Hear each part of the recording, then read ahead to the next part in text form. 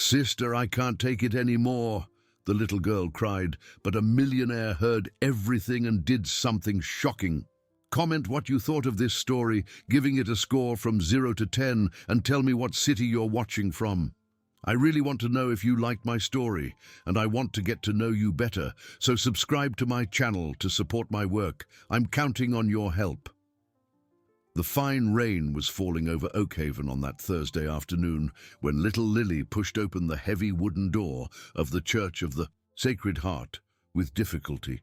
Her bare feet left wet marks on the cold floor as she staggered towards the front pews, where Sister Agnes was organizing the hymnals for the evening mass. The 4-year-old girl was trembling, not just from the cold that penetrated her torn dress, but from something much deeper that was corroding her small, tired soul. Hours earlier, Lily had woken up under the awning of an abandoned shop on Barron Street, her body sore from another night sleeping on wet cardboard. The dawn had brought with it the city's movement, the shopkeepers opening their doors, the workers hurried in their routines. For her, it just meant another day of invisibility, another day of being pushed, ignored, treated as an inconvenient nuisance that needed to be removed from the sidewalks. She had spent the whole morning looking for leftover food in the trash cans behind the restaurants. Her small hands rummaged through stinking plastic bags, searching for anything edible among rotten fruit peels and wasted meal scraps. She found half a hardened, crusty bread roll and devoured it greedily, barely chewing before swallowing. The taste was bitter, but the hunger was worse. A burly cook saw her, through the back door of his kitchen, and yelled for her to get out of there, threatening to call the police. Lily ran, her bare feet hitting the hot asphalt painfully. She didn't fully understand what police meant, but she knew from the tone of his voice that it was something bad, something that would cause her to be taken away, separated from the only thing she had, her doll, Eleanor. The doll had been a gift from a kind lady weeks ago, a grey-haired woman who found her crying near the church. The lady had trembling hands and a soft voice, and she had knelt to her level, offering the doll as if it were a precious treasure. "Her name is Eleanor," the lady had said, her eyes shining with unshed tears. "Take good care of her, little one. She'll take care of you too." And then the lady disappeared, getting into a car that took her away, leaving Lily alone with her new and only friend. Since then, the doll never left her side. Lily talked to her at night, when the darkness became too frightening. She told Eleanor about her fears, about the hunger that ached in her belly, about the confused memories of a time before the streets when there was a woman who held her and sang lullabies. These memories were fragmented, like pieces of a dream that slipped through her fingers whenever she tried to hold on to it tightly.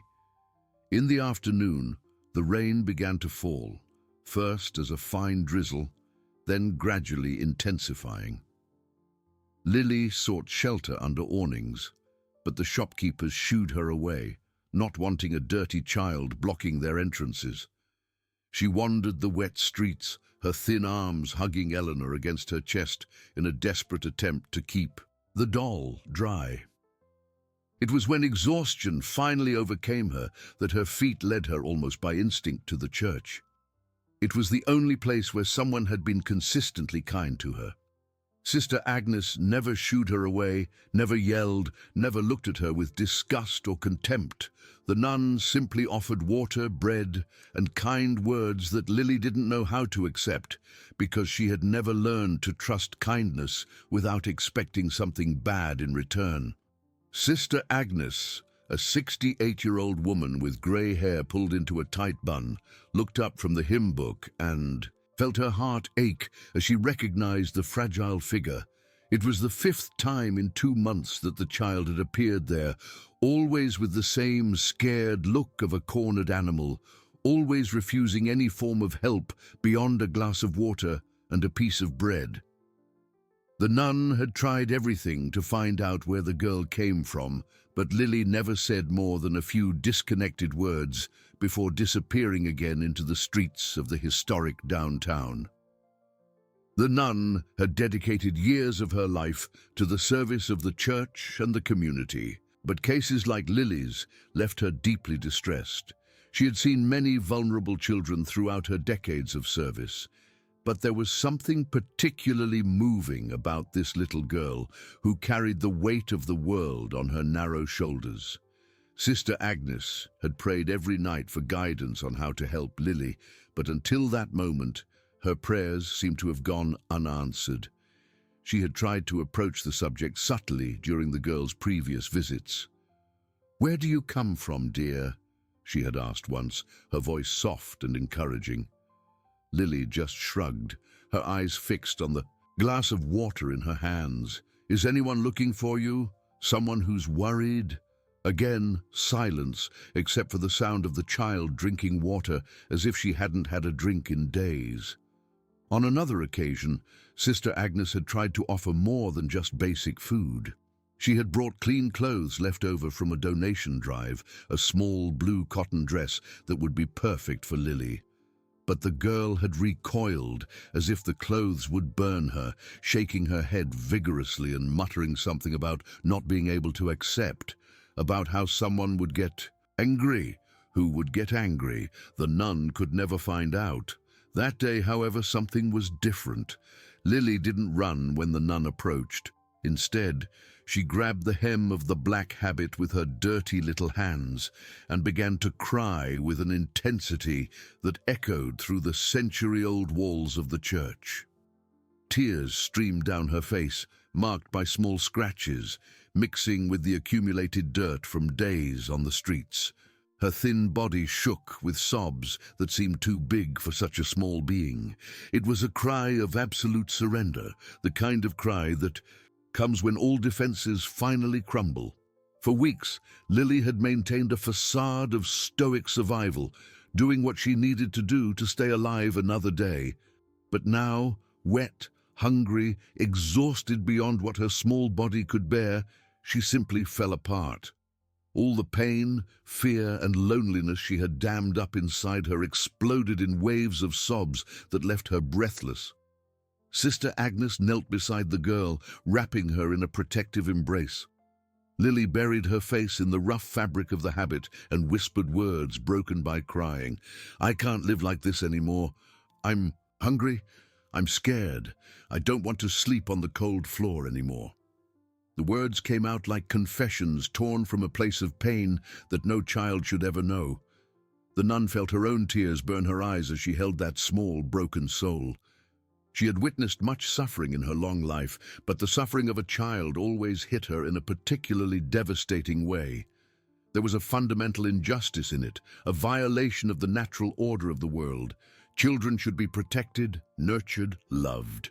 To see one so small, already so marked by the cruelty of life, was a wound that never fully healed.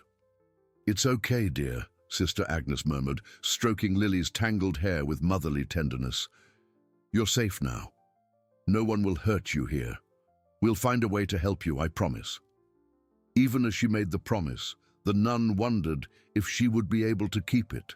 How many times had she made similar promises only to be thwarted by bureaucracy, lack of resources, the complexity of systems that were supposed to protect but often failed? What neither of them realized was that they were not alone. In the church, Arthur Covington, sitting discreetly in the last pew near the side entrance, had arrived 15 minutes earlier for a meeting with Father Michael about possible donations for the roof repair. The 52-year-old businessman, owner of one of Oakhaven's largest bakery chains, was usually punctual. But the priest was late, stuck at a hospital visit that had run longer than planned.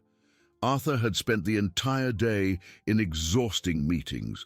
He had started at 6 in the morning with a video conference with flour suppliers who were threatening to raise prices.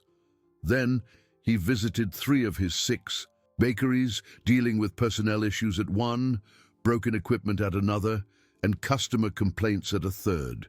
The business world demanded constant vigilance, constant problem-solving. He excelled at it, having transformed a small establishment inherited from his father into a respectable local empire through hard work and smart decisions. But business success had not filled the void that had inhabited his chest since he lost his family. He still went to work every day, still made decisions that affected the lives of his 73 employees, still expanded and optimized operations.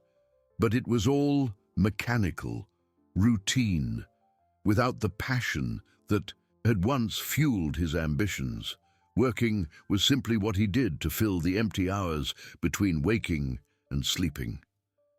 The meeting with Father Michael was more of a social obligation than something he really wanted to do. Arthur was not particularly religious. His faith had been severely tested by the events that destroyed his family. But he recognized the value of the church in the community, especially for the most vulnerable, and making occasional donations helped maintain an appearance of normality, of being a respectable contributing member of society.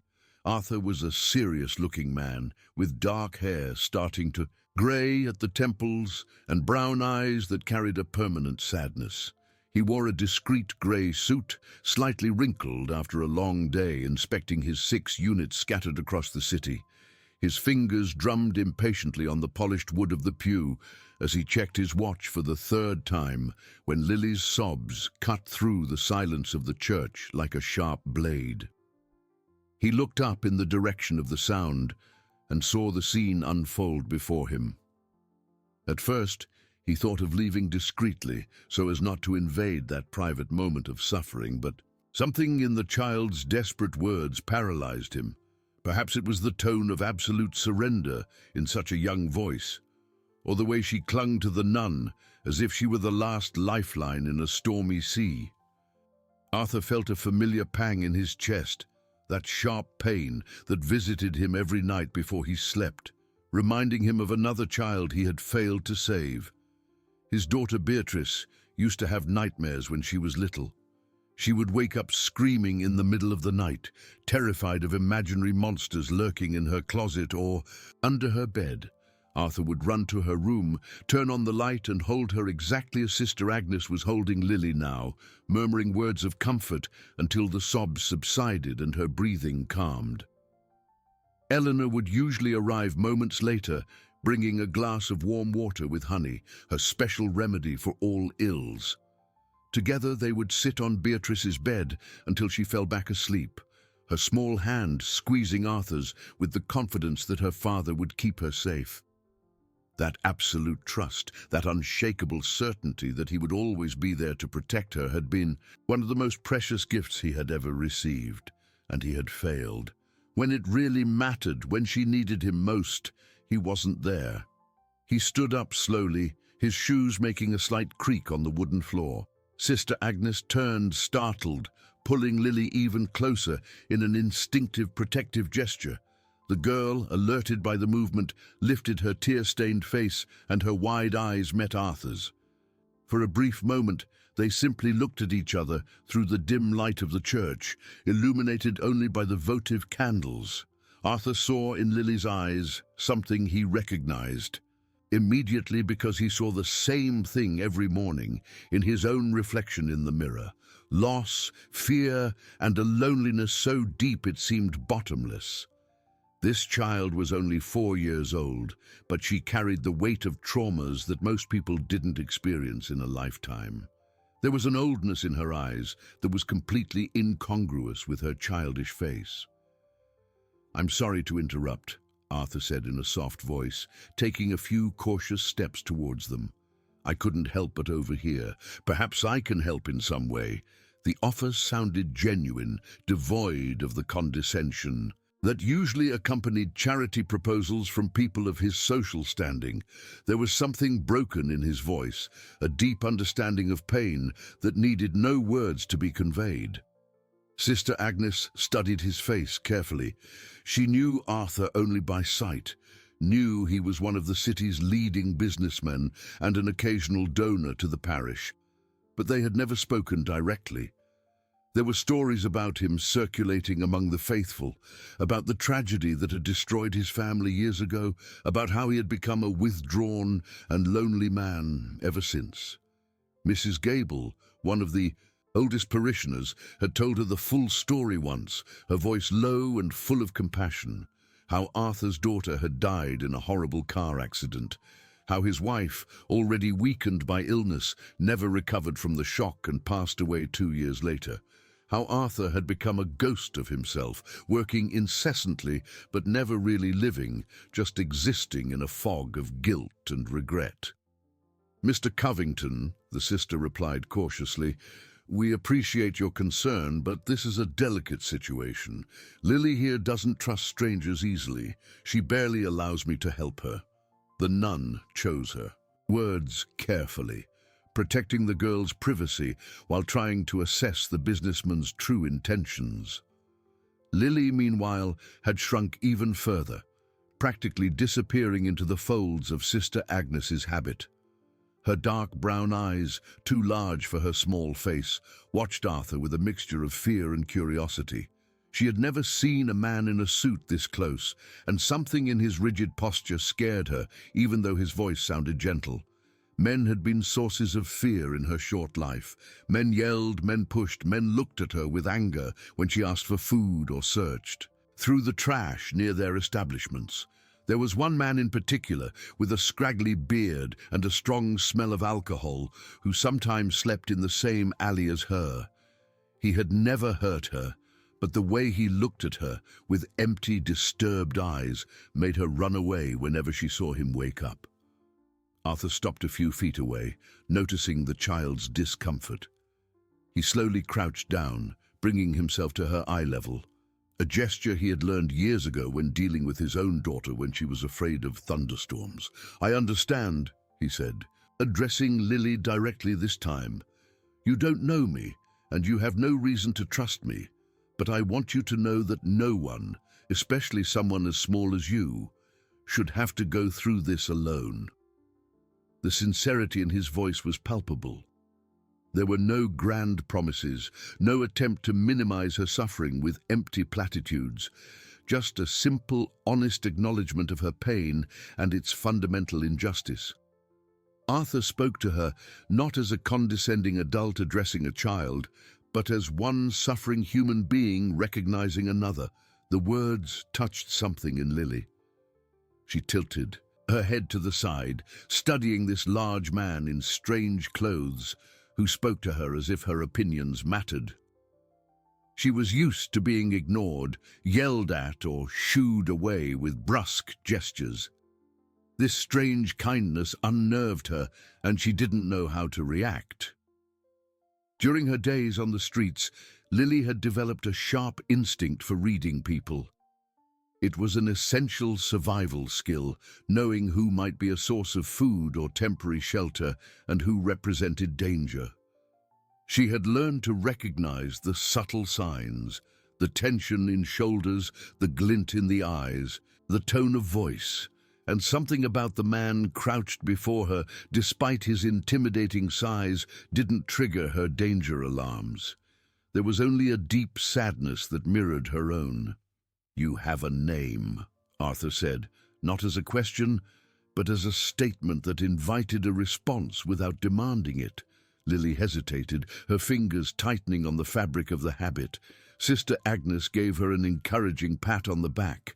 After long seconds of silence, the girl whispered so softly that Arthur had to lean in to hear. "Lily, it's a beautiful name," he replied, with a small smile that didn't reach his sad eyes. "My name is Arthur. I work with bread. You like bread, Lily?" Again, it wasn't a question. He could see from her sickly thinness that any food would be welcome. The girl nodded slightly, and for the first time, a spark of something other than fear shone in her eyes. The mention of food always provoked a reaction. Hunger was a constant companion, a sharp pain in her belly that sometimes made her double over. She had learned to ignore it most of the time, but when someone talked about real food, not just trash scraps, her whole body paid attention. Arthur seized the minimal opening. If you want, I can bring some fresh bread tomorrow, the best we make. Warm cheese rolls, maybe some cornbread muffins. I can leave them here with Sister Agnes for you to pick up whenever you want. No strings attached, no questions asked, just bread for a girl who deserves to eat well. He knew he was committing to something, though he didn't fully understand what yet. But at that moment, looking into those big, scared eyes, seeing the fragile body trembling even in the nun's protective embrace, he felt something awaken within him. It wasn't redemption. He didn't believe he deserved such a thing. But maybe it was purpose, something that had been missing from his life for so long that he had forgotten what it felt like. Sister Agnes frowned, about to protest against a promise that might be another of the many empty ones she had witnessed over the years, but something in Arthur's expression made her hesitate. There was determination there, mixed with a recognizable pain. She had seen this look before in parents who had lost children, that desperate need to do something, anything, to alleviate another child's suffering as a way of atoning for imaginary sins. She knew that need well. After decades of religious service, she had witnessed countless times how survivors' guilt manifested in acts of frantic charity. People trying to save others as a way to save themselves, trying to do for strangers what they couldn't do for their own loved ones.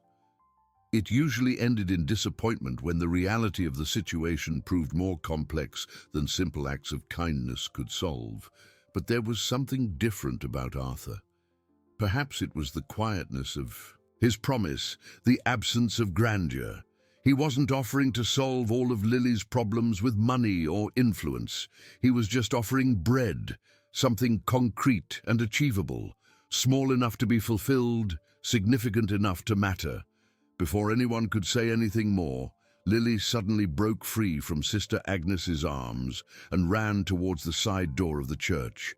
Her bare feet slapped against the floor in an irregular rhythm as she pushed the heavy door open with surprising strength for her size.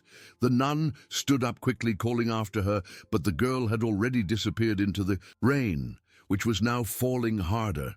The impulse to flee was so deeply ingrained in Lily that it temporarily overcame even her exhaustion. Kindness scared her almost as much as cruelty because she didn't know how to process it, how to trust it. Every time someone had been kind in the past, it had been followed by disappointment or worse. The lady who had given her the doll had disappeared and never returned.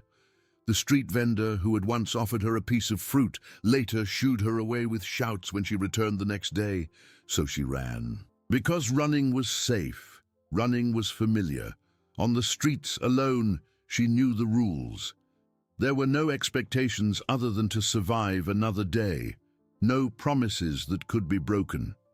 It was a harsh but predictable existence, and predictability had its own distorted comfort. Arthur also rose, instinctively taking a few steps towards the door, but stopped when he realized that chasing the child would only scare her more. His gaze fell on something on the floor near the pew where Lily had been moments before.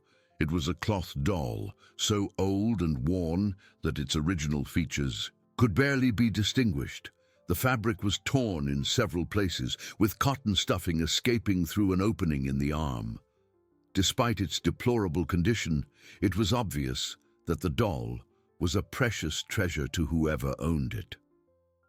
He bent down and picked up the doll carefully, as if it were something sacred. The texture of the worn fabric was soft under his fingers, softened by countless hours of being clutched by small, desperate hands. He could see dark stains that could be dirt or dried tears. There was a faint smell of mildew and streets, but also something more, an almost imperceptible trace of perfume that sparked a memory he couldn't quite access. Sister Agnes approached, her face showing concern. She must have dropped it when she ran, the nun said with a sigh. It's the only thing she carries with her. I've never seen her without this doll. She must be desperate now. Her voice carried genuine anguish for the child she barely knew, but for whom she had already developed a deep maternal affection. Arthur turned the doll in his hands, noticing every detail. The blue button eyes, one missing. The dress that had once been white, now grey and stained. The yellow yarn hair almost all unraveled, and there, hand-stitched on the back of the dress with uneven stitches, was a name, almost faded. Eleanor. He felt the air escape his lungs as if he'd been punched in the stomach. Eleanor was the name of his deceased wife, the woman he had loved deeply and lost 4 years ago to a cruel disease that had slowly consumed her. The woman whose last request, whispered on her deathbed, he had not been able to hear completely because the pain of watching her go had deafened him to everything but his own suffering. He clutched the doll to his chest, feeling his legs weaken. The world seemed to tilt slightly on its axis. Arthur had to reach out and support himself on the nearest pew to keep his balance. His vision blurred at the edges as memories flooded his mind unbidden. Eleanor in her garden, her hands dirty with soil as she planted roses she would never see fully bloom. Eleanor in the kitchen at midnight, sewing clothes for donation because she couldn't sleep through the pain. Eleanor in her hospital bed, her weak fingers struggling to make stitches in a piece of fabric because she needed to keep her hands busy, needed to create something when her body was being destroyed. "Mr. Covington?" Sister Agnes touched his arm with concern. "Are you all right?" "You're pale."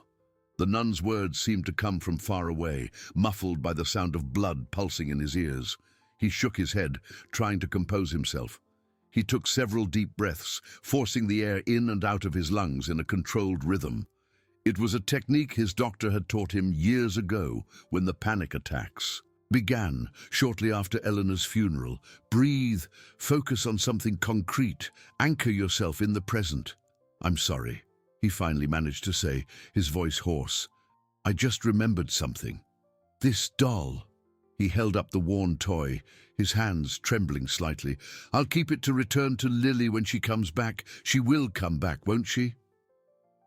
There was an urgency in his question, a need to know that made it impossible to disguise. The nun sighed deeply, walking back to the pews and sitting down wearily. Arthur followed her, still holding the doll as if it were the most fragile thing in the world. He sat next to her, maintaining a respectful distance, waiting for her to share what she knew. "She appears from time to time," Sister Agnes began, her voice laden with frustration and sadness. "The first time was 2 months ago. She was even more frightened then, with bruises on her arms and legs. I offered food, water, clean clothes, but she only accepted a glass of water and a piece of bread before running away.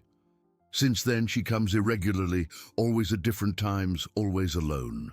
She paused, her fingers tracing the wooden pattern of the pew, a gesture of nervousness or perhaps just the habit of decades of sitting in the same place. "I've tried to talk to her, to find out her story. But it's like trying to hold water in your hands. The more I insist, the faster she slips through my fingers. So I've learned to just be present, offer what she accepts, and pray that one day she'll trust enough to let us really help her." Arthur absorbed every word, his businessman's mind accustomed to solving problems, already working on possibilities. "And you've never been able to find out where she comes from? Who takes care of her? Her parents?" The questions came out quickly, almost stumbling over each other. The nun shook her head negatively. "I tried to follow her once, but she's fast and knows the alleys better than any adult. I talked to other homeless people who frequent the church, but no one knows much. Some said they saw a little girl collecting cans near the city market, but when I went there to look for her, I found nothing. It's as if she's a ghost, appearing and disappearing at will." She turned to look directly at Arthur, her grey eyes piercing. "There are rumors, of course. There are always rumors about street children. Some say she ran away from an abusive home. Others think she was abandoned by drug-addicted parents. Some suggest she's an orphan who escaped from some institution. But all of this is speculation.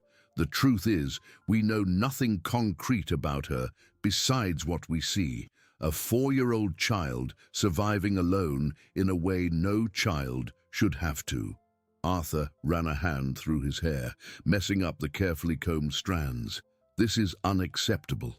A 4-year-old child living on the streets, alone, starving. There has to be something we can do. Authorities, some responsible agency. He knew how the system worked, or rather, how it often didn't work. But the indignation in his voice was genuine. Sister Agnes looked at him with a mixture of compassion and skepticism, acquired after decades of dealing with bureaucracy and unfulfilled promises. "I've tried, Mr. Covington. I reported it to the proper authorities. But without concrete information about family, address, or any documentation, they say they can't do anything without first locating the child. And every time they send someone to investigate, Lily disappears for weeks. It's as if she senses when they're looking for her." The frustration in the nun's voice was palpable. She had dedicated her life to helping the vulnerable, but constantly ran into systemic limitations that made it impossible to do as much as she would like. "I went to Child Protective Services 3 times. The first time they filled out forms and told me they would investigate. Weeks later, nothing had happened.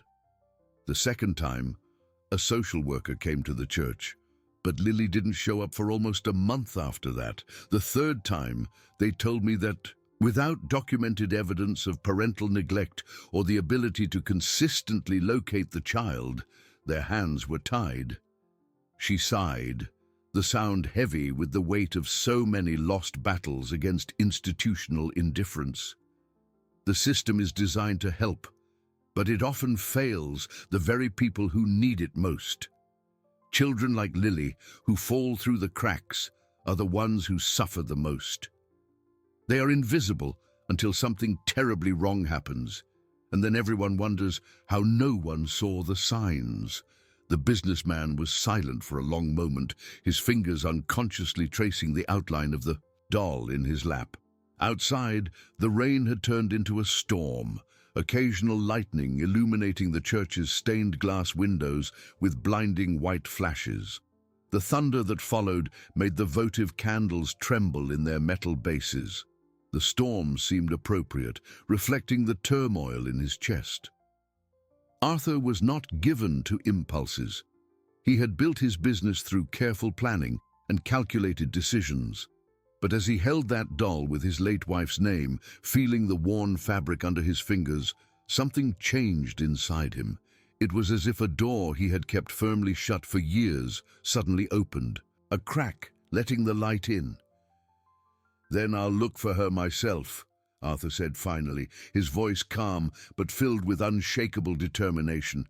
"I know these streets. I know the people who work in the downtown businesses. Someone must have seen something, must know something. Children don't just disappear into thin air." He stood up, carefully placing the doll in the inner pocket of his jacket, next to his heart. The decision was made before he even fully understood its implications. It wasn't rational, it wasn't practical, and it certainly didn't solve his own problems. But for the first time in years, Arthur felt something beyond emotional numbness. He felt purpose, urgency, a reason to care about something other than profit margins and efficient operations. Sister Agnes also stood, placing a hand on his arm to stop him. Her touch was firm but gentle, the touch of someone used to guiding without controlling. "Mr. Covington, I appreciate your concern, I really do. But I've seen too many well-intentioned people make promises they can't keep. Lily has suffered enough. I don't want her to learn to trust only to be disappointed again." The warning was gentle but firm, coming from years of experience with the casual cruelty that people often inflicted on the most vulnerable, even without ill intent. Arthur met the nun's eyes and held her gaze. There was an intensity in him that she didn't expect, a conviction that went beyond superficial charity.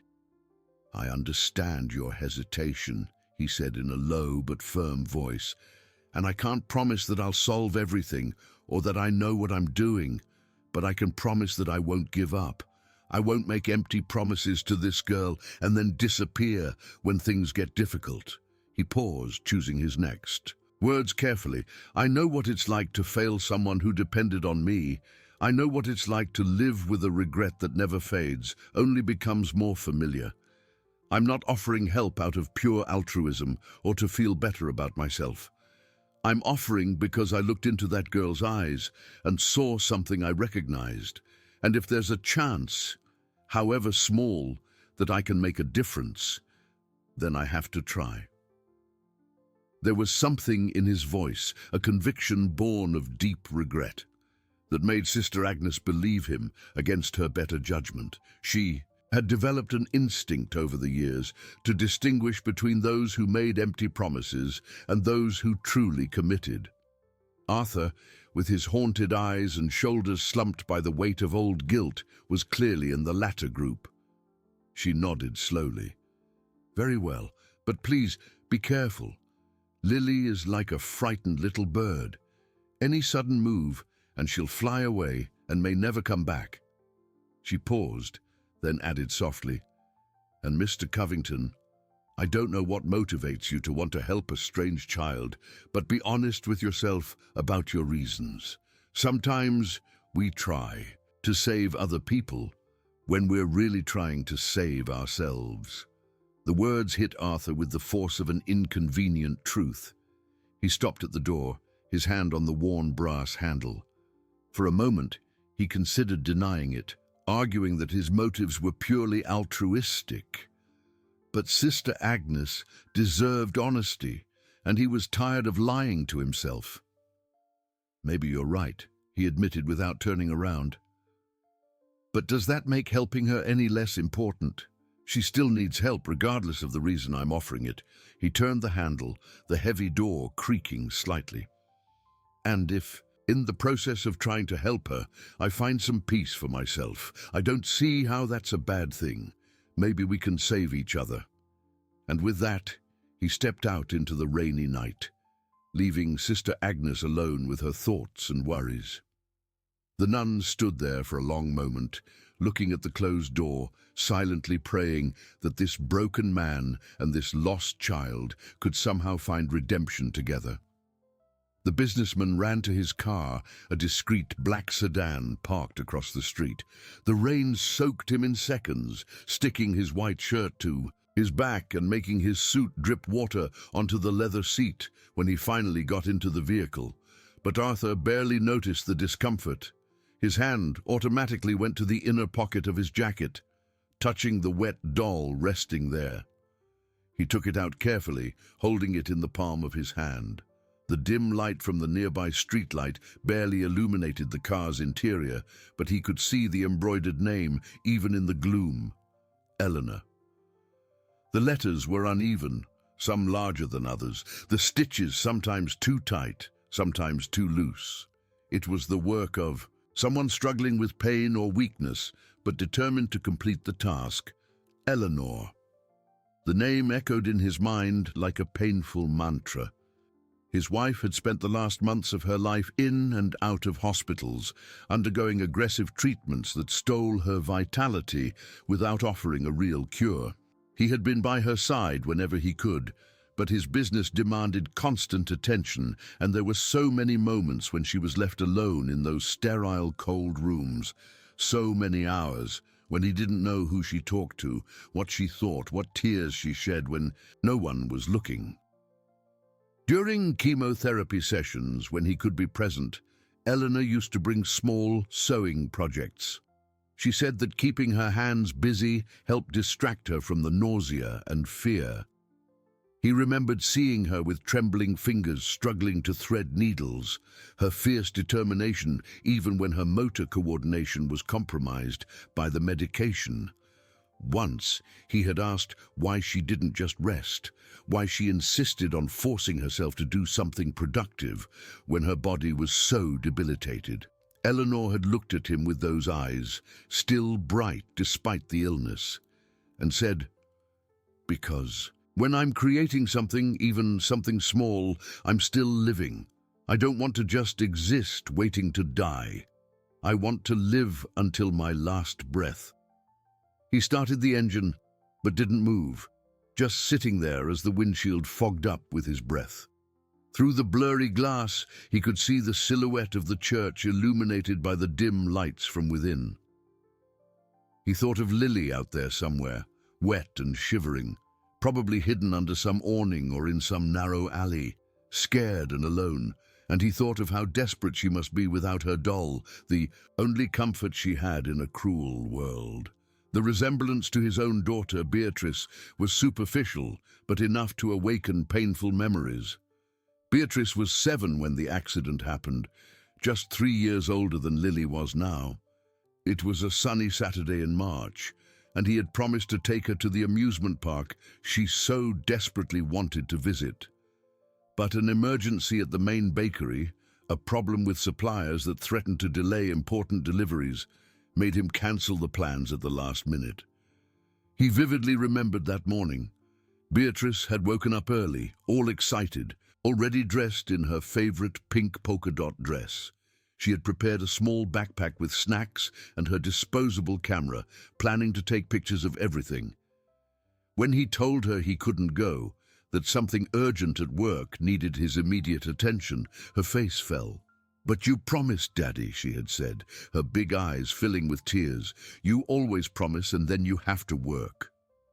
He had knelt to her level, trying to explain about responsibilities and commitments, about how work paid for their nice house and her nice clothes and everything she had. But how do you explain adult priorities to a 7-year-old who just wanted to spend the day with her father? Eleanor, already frail but still trying to maintain some normalcy for her daughter, decided to take Beatrice alone. "Go solve your work problem," she had said, her voice heavy with a disappointment she tried to hide. "I'll take our daughter. Someone has to." There was a veiled accusation in the words, a criticism that Arthur pretended not to notice because admitting it would mean confronting uncomfortable truths about his priorities. He kissed them both hastily and rushed to the bakery, already mentally engaged in solving the supply crisis. They never came home. A drunk driver ran a red light on Market Street, colliding with the passenger side of Eleanor's car at high speed. Beatrice died at the scene, according to the paramedics. Her small disposable camera was found among the wreckage, miraculously intact. When Arthur finally had the courage to develop the film months later, he found only 4 photos she had taken on that fatal morning. One of Eleanor smiling as she drove, 2 of the blue sky through the window, and a blurry selfie of herself making a face at the camera. Those 4 photos were framed on his bedside table, the last happy moments of his daughter captured on faded celluloid. He looked at them every night before sleeping, punishing himself with the memory of what he lost because of the choices he had made. Eleanor survived the accident, but the internal injuries combined with her already fragile condition began a downward spiral from which she never recovered. She spent 2 years in and out of hospitals, undergoing surgeries and treatments that prolonged her life but did not cure her. And during all that time, she never directly said she blamed Arthur, but he saw it in her eyes. Arthur lived the next 2 years in a fog of guilt and despair, dividing his time between keeping the business running and caring for a wife who withered a little more each day. Eleanor never blamed him directly, but he saw the veiled accusation in her eyes whenever she looked at the photograph of Beatrice on the bedside table. If he had kept his promise, if he had put family before work just once, maybe his daughter would still be alive. The conversations between them became increasingly sparse, increasingly filled with unspoken things. There was a growing distance, a crack in the foundation of their relationship that neither of them knew how to fix. Arthur drowned himself in work, convinced that if he worked hard enough, he could somehow pay for the best doctors, the best treatments, could buy more time with Eleanor, even if he couldn't recover the lost time with Beatrice. Eleanor retreated into herself, spending hours in contemplative silence, sewing or doing crafts with her increasingly weak hands. She began attending church regularly, seeking in God the comfort she could no longer find in her husband. Sister Agnes became a confidant, someone who listened without judgment, who held her hand when she cried for the daughter she had lost and the life that was slipping through her fingers. When Eleanor finally succumbed 4 years ago on a cold June morning, her last words were an unintelligible whisper that Arthur could never fully decipher. He had leaned in, begging her to repeat, but her lips only moved without sound before her eyes closed for the last time. He had spent months torturing himself, trying to remember every syllable, every lip movement, searching for some final meaning, or perhaps forgiveness that never came. He had hired a lip-reading expert to watch the video that a nurse had inadvertently captured while adjusting equipment. But even the expert couldn't determine with certainty what Eleanor had tried to communicate. The best guesses ranged from, "I forgive you," to "I don't forgive you," to simply "Beatrice." The uncertainty was its own form of torture. He would never know if Eleanor had forgiven him in her final moments, or if she had died, still carrying resentment. He would never know if her last words were of love, anger, or simply delirium induced by medication. All he had were conflicting interpretations and his own guilt as a constant companion. Now, sitting in his car as the rain hammered on the metal roof, Arthur found himself wondering if this chance encounter with Lily was some kind of second chance. Not for redemption, he didn't believe such a thing was possible for someone like him, but perhaps to do something right when he had failed so completely before. Maybe this was the answer to prayers he never knew how to make. Or maybe it was just a coincidence and he was attributing meaning where none existed. But coincidence, or not a child was suffering, and he had the resources to help. That had to be enough to start. He wiped his wet face with the palm of his hand, not sure if it was rain or tears he was wiping away. Then, with a deep sigh, he put the car in motion and drove slowly through the deserted streets of Oak Haven's historic downtown. His eyes scanned every alley, every doorway, every gap under awnings, looking for a small, wet figure who probably didn't want to be found. The streets of the historic downtown were a labyrinth that Arthur knew. Well, he had grown up in this part of the city. His father had owned a small bakery on St. Sebastian Street before Arthur turned it into an empire. He knew every corner, every establishment, every shortcut and alley. But tonight, the familiar streets seemed strange, full of shadows that could hide a frightened child. He passed the city market, its iron gates locked and dark at this hour of the night. A few homeless people slept nearby, covered in cardboard and makeshift plastic tarps. Arthur slowed down, examining each human form huddled against the cold and rain. But none of them was small enough to be Lily. He stopped the car and got out, the rain immediately soaking him again. He approached an older man who was awake, sitting under an awning with a mutt curled at his feet. The man looked at him with suspicion, his eyes hardened by years of living on the streets. "Sorry to bother you," Arthur said, trying to sound as non-threatening as possible. "I'm looking for a little girl, about 4 years old, probably carrying a cloth doll. Have you seen her?" The man studied Arthur for a long moment, clearly pondering whether to answer. Finally, he spat on the ground and shook his head. "Police?" he asked in a hoarse voice. "No, just someone trying to help." The man laughed, a harsh, humorless sound. "Everyone says that. Then the kid disappears into some institution where it's worse than the streets." He turned his head, ending the conversation. Arthur wanted to argue, to explain that his intentions were genuine, but he recognized the futility. For people like this man who had been failed by the system enough times to lose all faith in it, promises from strangers meant less than nothing. He got back in the car and continued his search, down St. Sebastian Street, then along Miller's Lane, zigzagging through the main arteries of the old downtown. Every corner seemed to hold shadows that could hide a scared child, but whenever he stopped to investigate more closely, he found only accumulated trash or stray cats seeking shelter from the storm. He stopped in front of his old bakery, now one of his most profitable units thanks to renovations and modernization that had maintained its original charm while increasing efficiency. Through the dark storefront, he could see the outlines of tables and chairs, the counter where generations of customers had placed orders. His father would have been proud of what Arthur had built, transforming the humble establishment into something significant. But would he have been proud of the man Arthur had become? A man who prioritized profits over family, who lost his wife and daughter because he was always focused on expanding, optimizing, growing. His father always said that true success was measured not by the money you made, but by the lives you touched positively. By that measure, Arthur had failed spectacularly. After nearly 2 hours of circling without success, Arthur finally gave up for the night. The storm had made the streets deserted, anyone with common sense seeking shelter. If Lily was out there, she had found an effective hiding spot, some hole that protected her from both the elements and prying eyes. He drove home to a spacious but empty apartment on the south side of the city, where he had lived alone since Eleanor's death.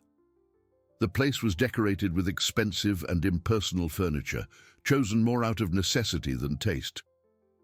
The walls displayed photographs of the family that no longer existed, frozen moments of happiness that seemed to belong to another life entirely. There was the wedding photo, Eleanor radiant in her simple but elegant dress, Arthur young and full of dreams about the future they would build together.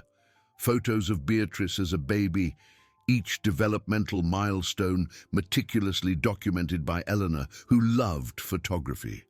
Beatrice taking her first steps, celebrating her first birthday with chocolate cake spread all over her face on her first day of school, with a backpack bigger than she was. The last photo of the complete family had been taken 6 months before the accident. They were at the beach, Beatrice building an elaborate sandcastle, while Eleanor, already visibly weakened by her illness but still smiling, helped. Arthur remembered being annoyed that day because he'd wanted to cancel the trip to deal with work issues, but Eleanor had insisted they needed family time. He had spent most of that beach day on the phone, dealing with a crisis that in retrospect was completely insignificant. He had barely paid attention to the sandcastle Beatrice was so proud of building.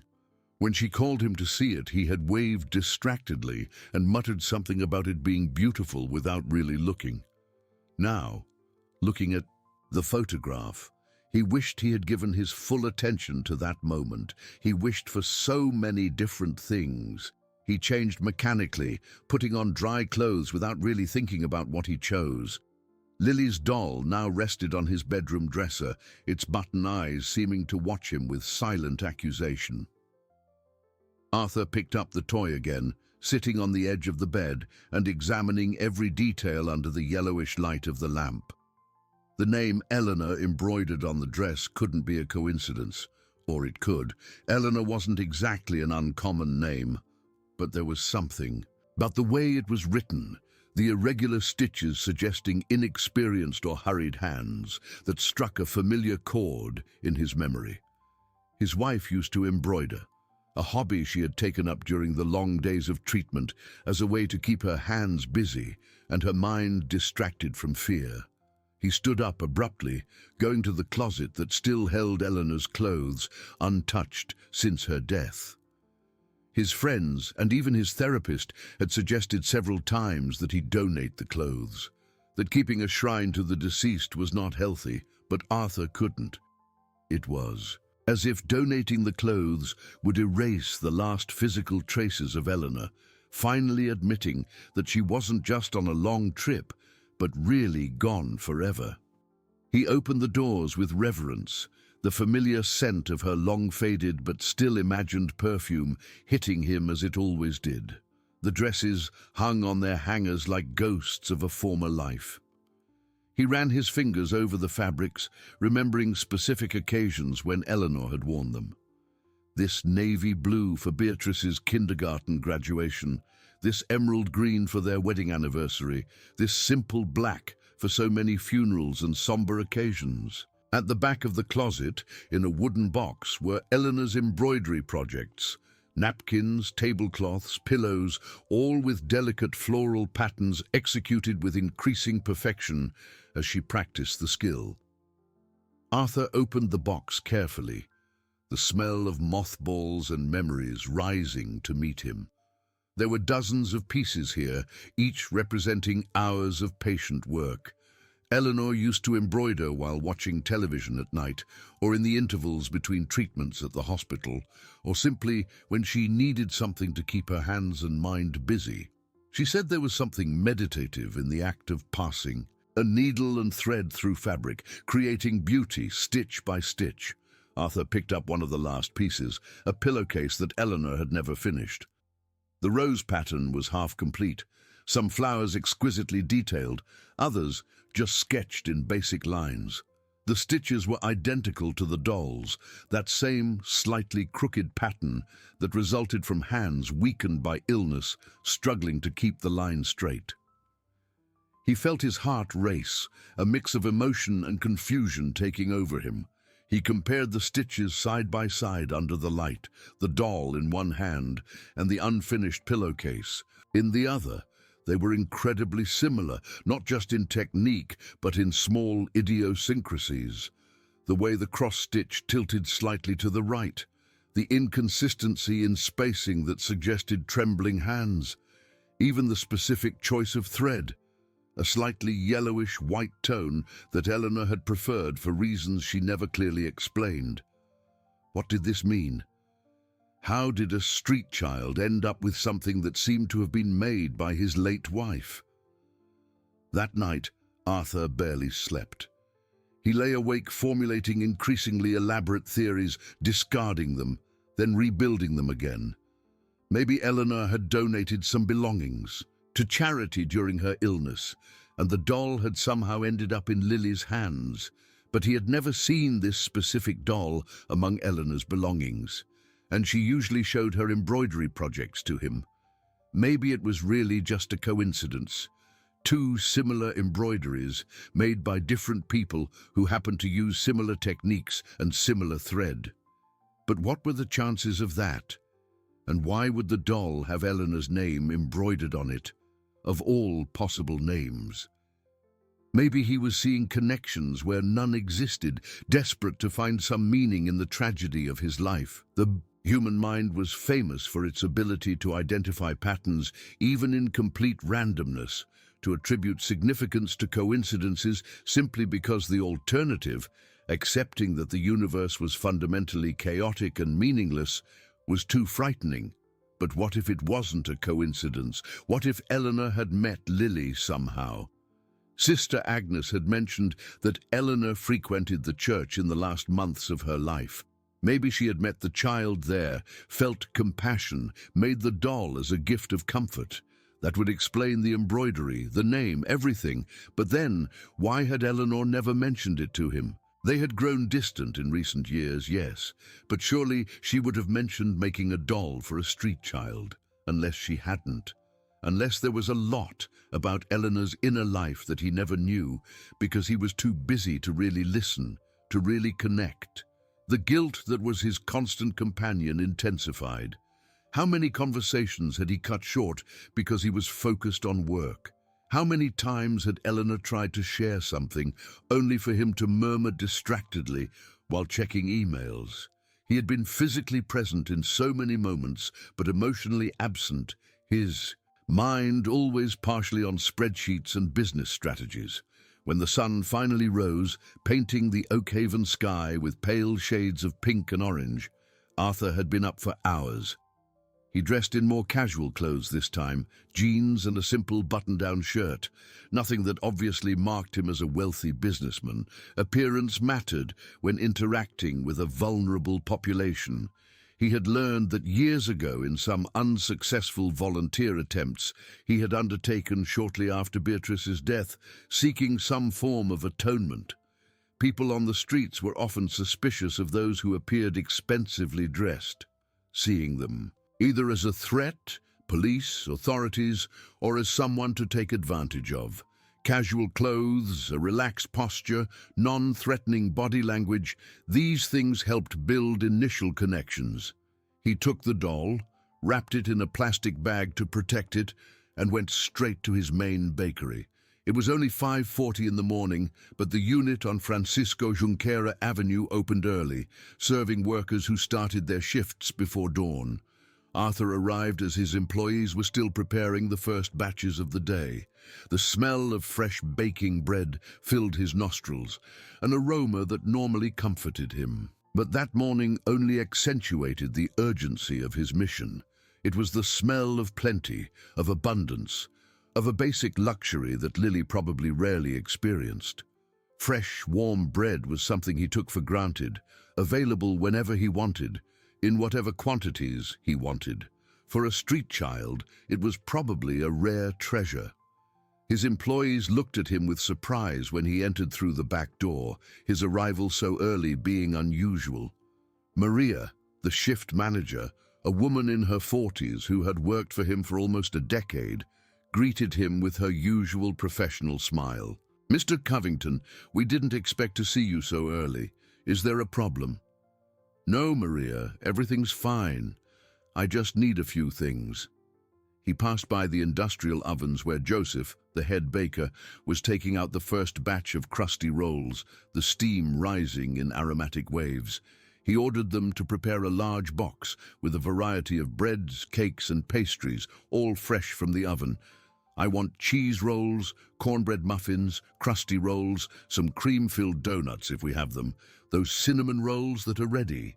His employees looked at him with curiosity, accustomed to his presence, but not to such specific personal requests so early. Maria started to assemble the box, carefully selecting the best pieces of each variety. "Is it for a donation, sir?" she asked as she worked. Arthur hesitated, then nodded. "Something like that. For someone who needs it." Maria smiled. "It's good to see you doing this, sir. Mrs. Eleanor always said that the purpose of having so much was to be able to help those who have little." The mention of Eleanor hit him unexpectedly. He had forgotten that Maria had known his wife, that Eleanor used to visit him occasionally at the bakery in the years before her illness worsened. "She said that?" he asked, his voice hoarse. "Oh, yes, sir. She used to talk to me while she waited for you. A very kind woman, always interested in how things were, how my children were. Once, when my youngest son was sick and I didn't have money for the doctor's appointment, she just paid for it without me asking. She told me not to worry about paying it back, that it was what people did for each other." Arthur felt a lump in his throat. Here was another thing he didn't know about his wife, another kindness she had practiced in silence. Eleanor had a huge heart, always attentive to the needs of others, always ready to help in practical and discreet ways. While he focused on grand strategies and business growth, she focused on individual human connections. "Thank you for telling me that, Maria," he said softly, "and thank you for the box." Arthur offered no further explanation, simply paid and left with the warm box against his chest, heading back to the Church of the Sacred Heart. The sun was fully rising now, painting the streets in golden hues. The city was waking up, shops opening, workers hurrying to buses and jobs. It was a new day, full of possibilities and also of urgent unmet needs. Sister Agnes was sweeping the entrance steps when he arrived. The nun looked up in surprise when she saw him, then looked at the box in his hands with a mixture of approval and concern. "Mr. Covington," she said in greeting, "I didn't expect to see you so early." Her voice carried the fatigue of someone who had not slept much better than he had. The nun had. In fact, spent most of the night awake, praying and pondering Lily's situation and Arthur's intentions. She had seen so many cases over the years, so many children in need, so many well-intentioned people who made grand promises only to disappear when confronted with the complex and often frustrating reality of actually helping. But she had also seen small miracles, moments when genuine connections were made and lives were transformed. She had prayed that this would be one of those moments, that Arthur would be one of those rare individuals who followed through on their commitments, even when it became difficult. "I promised bread," Arthur replied simply, extending the box. "They're better when they're still warm. Can I leave them with you? If Lily shows up, please tell her they're for her. No conditions, no questions, just good food for a child who needs it." The nun accepted the box, its weight and warmth a pleasant surprise. She peeked inside and saw the generous amount of food, easily enough to feed the girl for several days if she knew how to store it properly. "It's very generous," she said sincerely. "I'll keep it in the parish kitchen and give it to her when she comes." "If she comes," she corrected herself. Arthur nodded, then hesitated before asking the question that had kept him awake. "Sister, you knew my wife Eleanor. She attended this church in the last months of her life.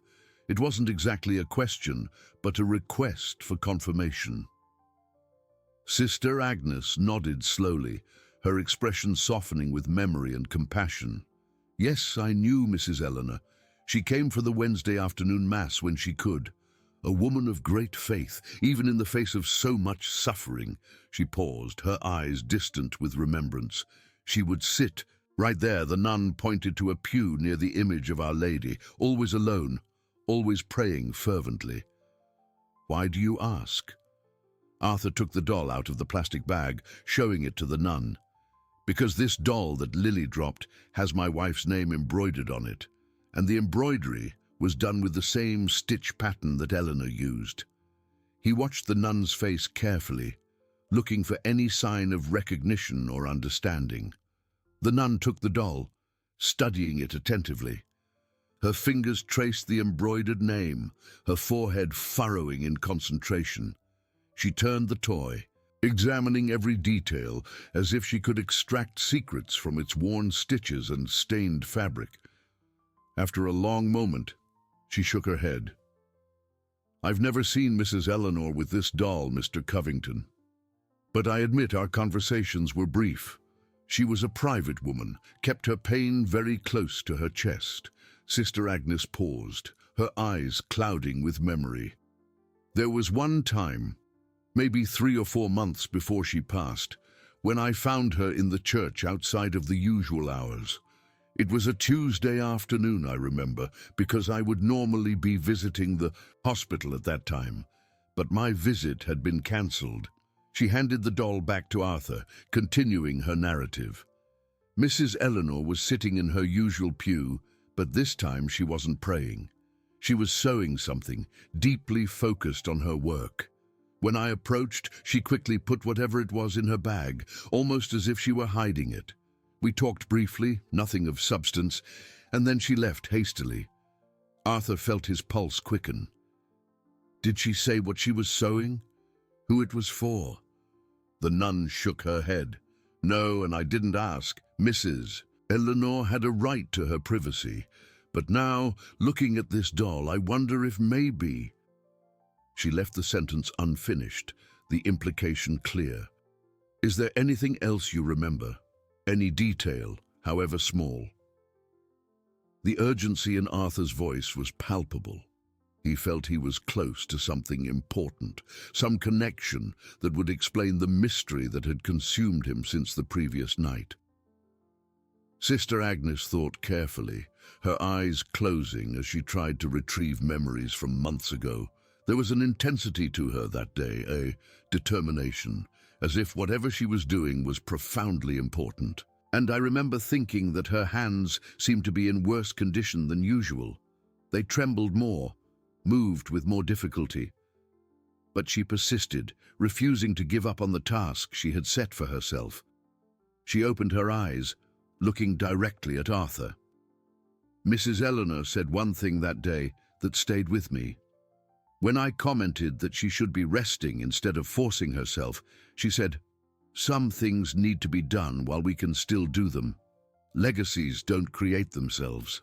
Arthur felt frustration grow, mixed with a deep sadness. Eleanor had been creating some kind of legacy, something she considered important enough to persist with even as her body betrayed her.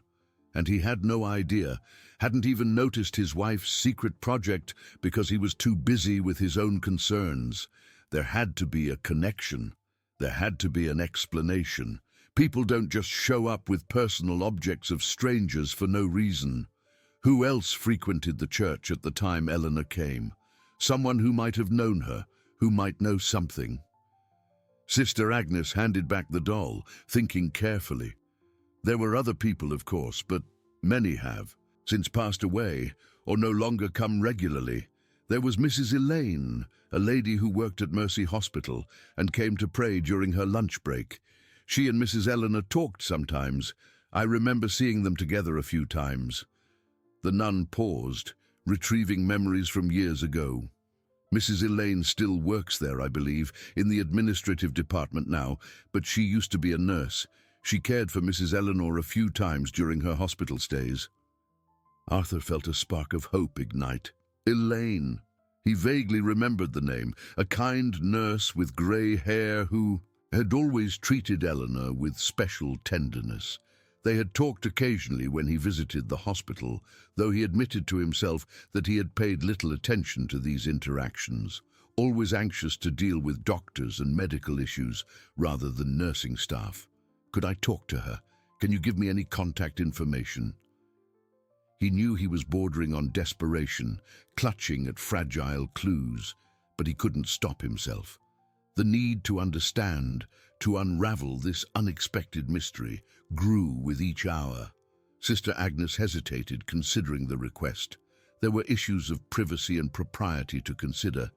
But looking at Arthur's expression, seeing the genuine pain and need for answers, she made a decision. I don't have her personal contact information, but I know she still attends the Wednesday evening mass when she can. She usually shows up around 7. If you want to talk to her, I suggest coming then.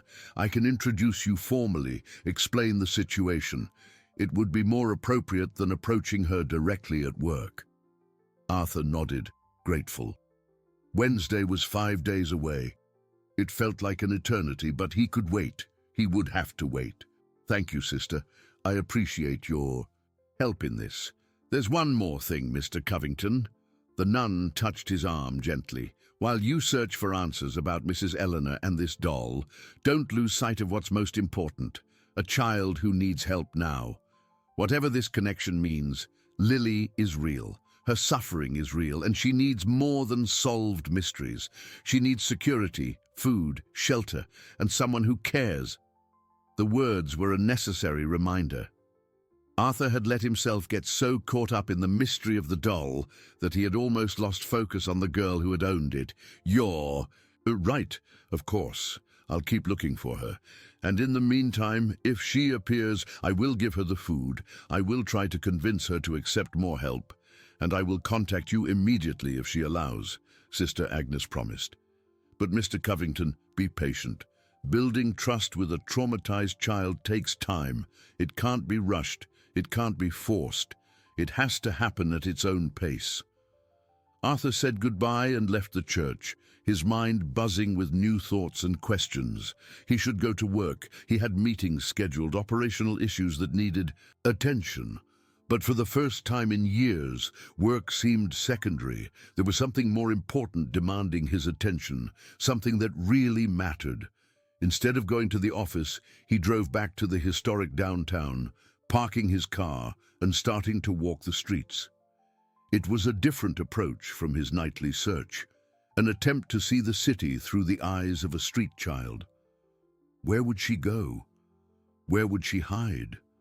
Where would she look for food, water, shelter? He started at the city market, now open and bustling with activity. Merchants set up their stalls. Vendors shouted offers. Buyers negotiated prices. It was an organized chaos, a complex ecosystem of commerce and community that had existed in this location for decades. Arthur approached a fruit seller, an elderly woman with a sun-weathered face. "Good morning. By any chance have you seen a little girl around here? About 4 years old, very thin, probably looking for food." The woman studied him with shrewd eyes. "I see a lot of children around here, sir." "Why are you looking?" "I want to help. She's alone, on the streets, in need." The vendor laughed, a joyless sound. "You're describing half the children I see, but yes, there's a little one who shows up sometimes, so small I can hardly believe she survives on her own. Dark hair, all tangled, eyes big as saucers. Comes to pick up scraps they throw out at the end of the day." Arthur's heart raced. It sounded like Lily. "When was the last time you saw her?" "A few days ago. I tried to give her a banana once, but she ran as if I was going to bite her. A child too scared to accept kindness. It's heartbreaking. If you see her again, could you call me?" Arthur offered his business card. "Any time, day or night. It's important." The woman took the card, reading it with skepticism. "The owner of Covington Bakeries looking for a street child. Interesting." But she tucked the card into her apron. "If I see her, I'll call. But I'm not promising anything. These children appear and disappear like shadows." Arthur spent the next few hours repeating this process, talking to merchants, street vendors, cleaning staff, anyone who might have seen Lily. He distributed dozens of cards, each with the promise to call if they saw the girl. Some looked at him with suspicion, others with compassion, some with total indifference. A newspaper vendor on the corner of Barron Street remembered seeing a small child sleeping under the awning of a closed shop. "It happens all the time," he said casually. "The city pretends it doesn't see, but the streets are full of people, children, adults, whole families with nowhere to go. The system failed them, and now they survive as they can." The words were an echo of Sister Agnes's, a sober reminder of how many people fell through the cracks of society. Arthur had always known, intellectually, that poverty and homelessness were problems in Oakhaven, as in any city. But abstract knowledge was different from confronting the concrete reality, from actively searching for a specific child suffering specifically. At noon, exhausted and with no more leads, Arthur finally went to his office. His secretary, Patricia, looked at him with surprise when he walked in. "Mr. Covington, you missed this morning's meetings. Is everything all right?" "Yes, Patricia. Sorry for not letting you know. Something urgent came up." She hesitated, then said softly, "Sir, if I may say so, you seem different, more present somehow. Whatever you're dealing with, I hope it's all okay." Arthur smiled, surprised to feel the genuine gesture instead of the social mask he usually wore.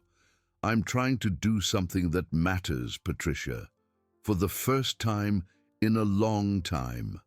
The following days established a pattern. Arthur continued to manage his business, but with less intensity and focus than before.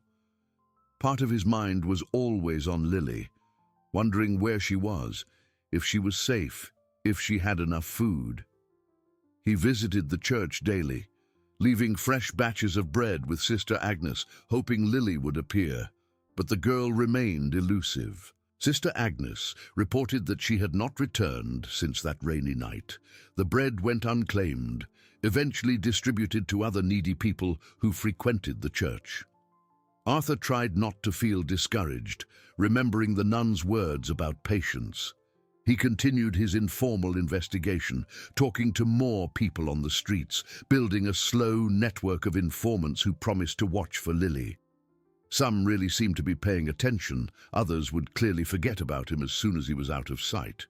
but it was something, an active effort when sitting and waiting felt unbearable. On Wednesday night, Arthur arrived at the church an hour before Mass, his anticipation of meeting Elaine making it impossible to concentrate on anything else. Sister Agnes met him at the entrance, nodding in approval at his punctual arrival. Mrs. Elaine hasn't arrived yet, but she usually comes about 15 minutes before Mass starts. Let's wait in the parish office where we can talk in private. They settled into a small but comfortable room with a worn wooden table and shelves full of files and religious books. Arthur sat down, his hands drumming nervously on the table's surface. The doll was in his pocket as always, a strange talisman he couldn't leave behind.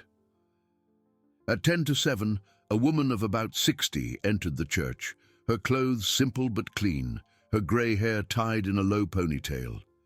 Sister Agnes intercepted her, talking quietly before they both headed to the office. Elaine entered with a cautious expression, her eyes meeting Arthur's with recognition. "Mr. Covington." "I didn't expect to see you here." "Mrs. Elaine, thank you for agreeing to speak with me." Arthur stood up, offering her a chair.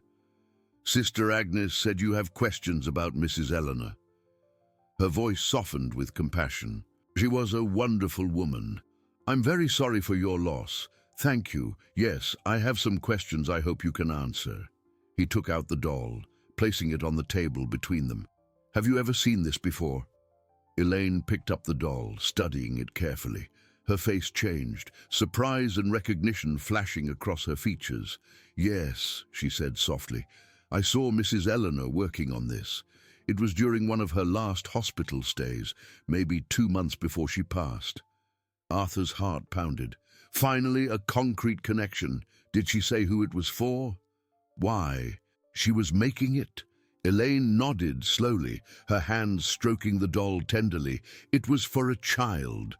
Mrs. Eleanor had seen a little girl near the church, said the child looked lost and scared. She wanted to do something to help, but she was too weak to do much more than create this little gift. She paused, remembering. "I remember her saying that every child deserved to have something of their own, something made with love, especially for them. She said she was going to name the doll Eleanor because it was the name she had chosen for your daughter she never had." Arthur felt tears burn his eyes. He had always known that Eleanor had wanted more children, but health problems had made it impossible after Beatrice. "Did she mention the child specifically? Did she say her name?"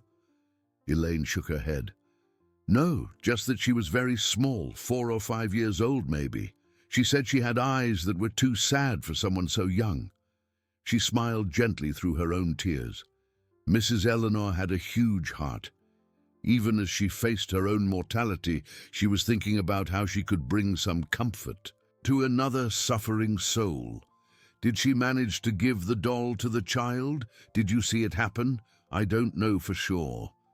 Mrs. Eleanor finished the doll a few days before she was discharged from that hospital stay. She said she planned to leave it at the church, where the child would eventually find it. Elaine handed the doll back to Arthur. "It seems it worked.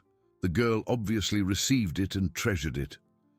Arthur absorbed all this information, pieces of the puzzle finally falling into place. Eleanor had made the doll for Lily, a silent act of kindness from a dying woman to a suffering child.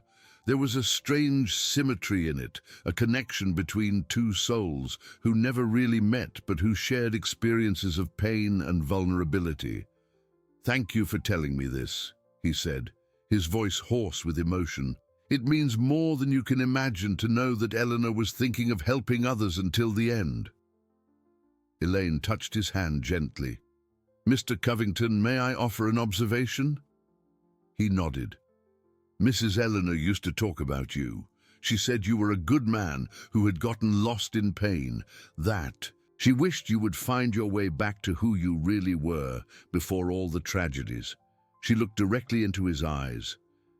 "I think looking for this child, wanting to help her, is you starting to find that path. Mrs. Eleanor would be happy to know that."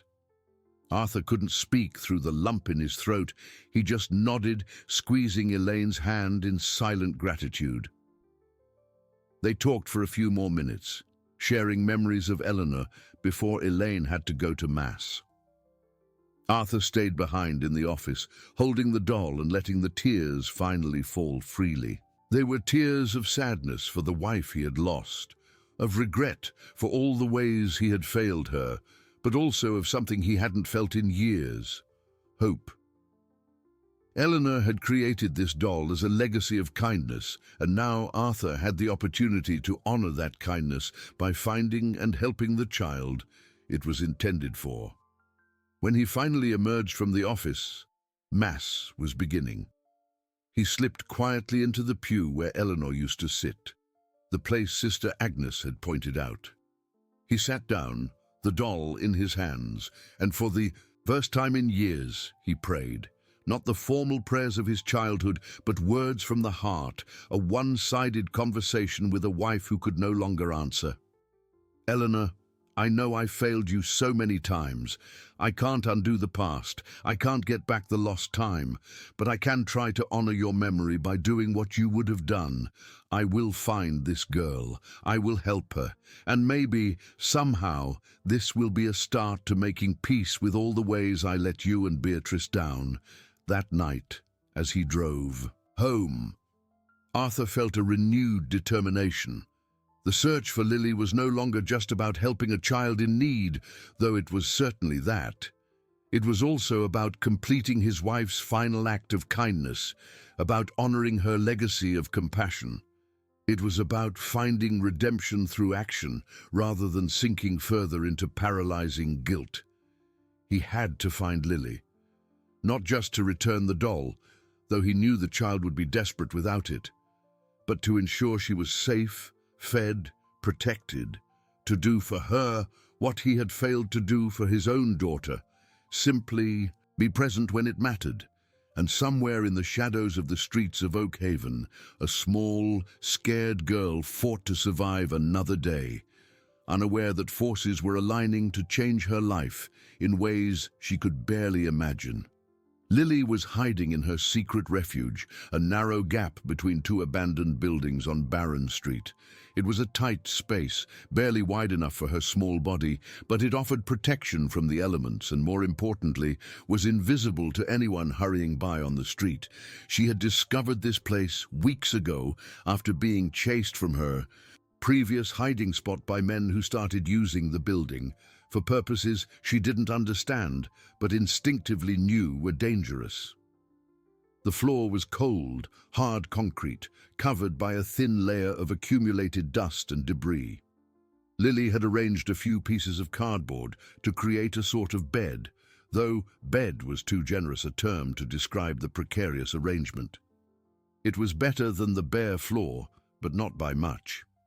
She was trembling, not just from the cold, though the night was chilly after the previous day's rain, but from an anguish that had consumed her since. She realized she had lost her doll, Eleanor, her only friend, her only comfort, the only object in this world that was truly hers. And now it was gone. Lily had tried to go back to the church immediately after running away, but when she got close, she saw strange movements, unknown people, and fear paralyzed her. What if that man in the suit was waiting for her? What if there were more people wanting to take her away? So she had run to her hiding spot and had been there ever since, paralyzed between the desperate desire to retrieve Eleanor and the terror of being captured. She hugged her knees to her chest, making herself even smaller in the already tight space. Her stomach rumbled with hunger. She hadn't eaten anything substantial since that half-hardened bread roll she had found in the restaurant's trash. The thirst was even worse, a dryness in her throat that made it hard to swallow.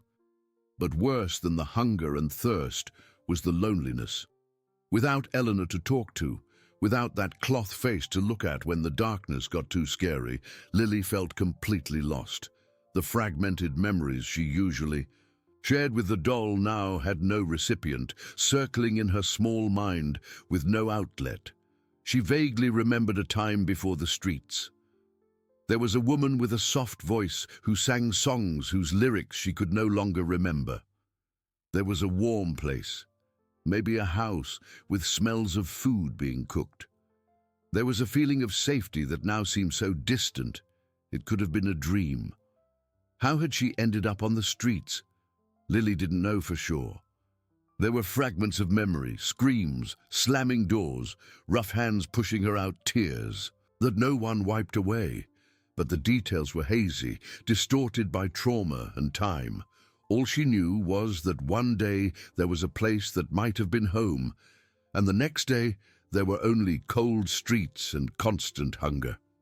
In the first weeks alone, she had cried a lot, called for someone who never came, waited for someone to find her, to take her back to that warm, safe place. But no one came.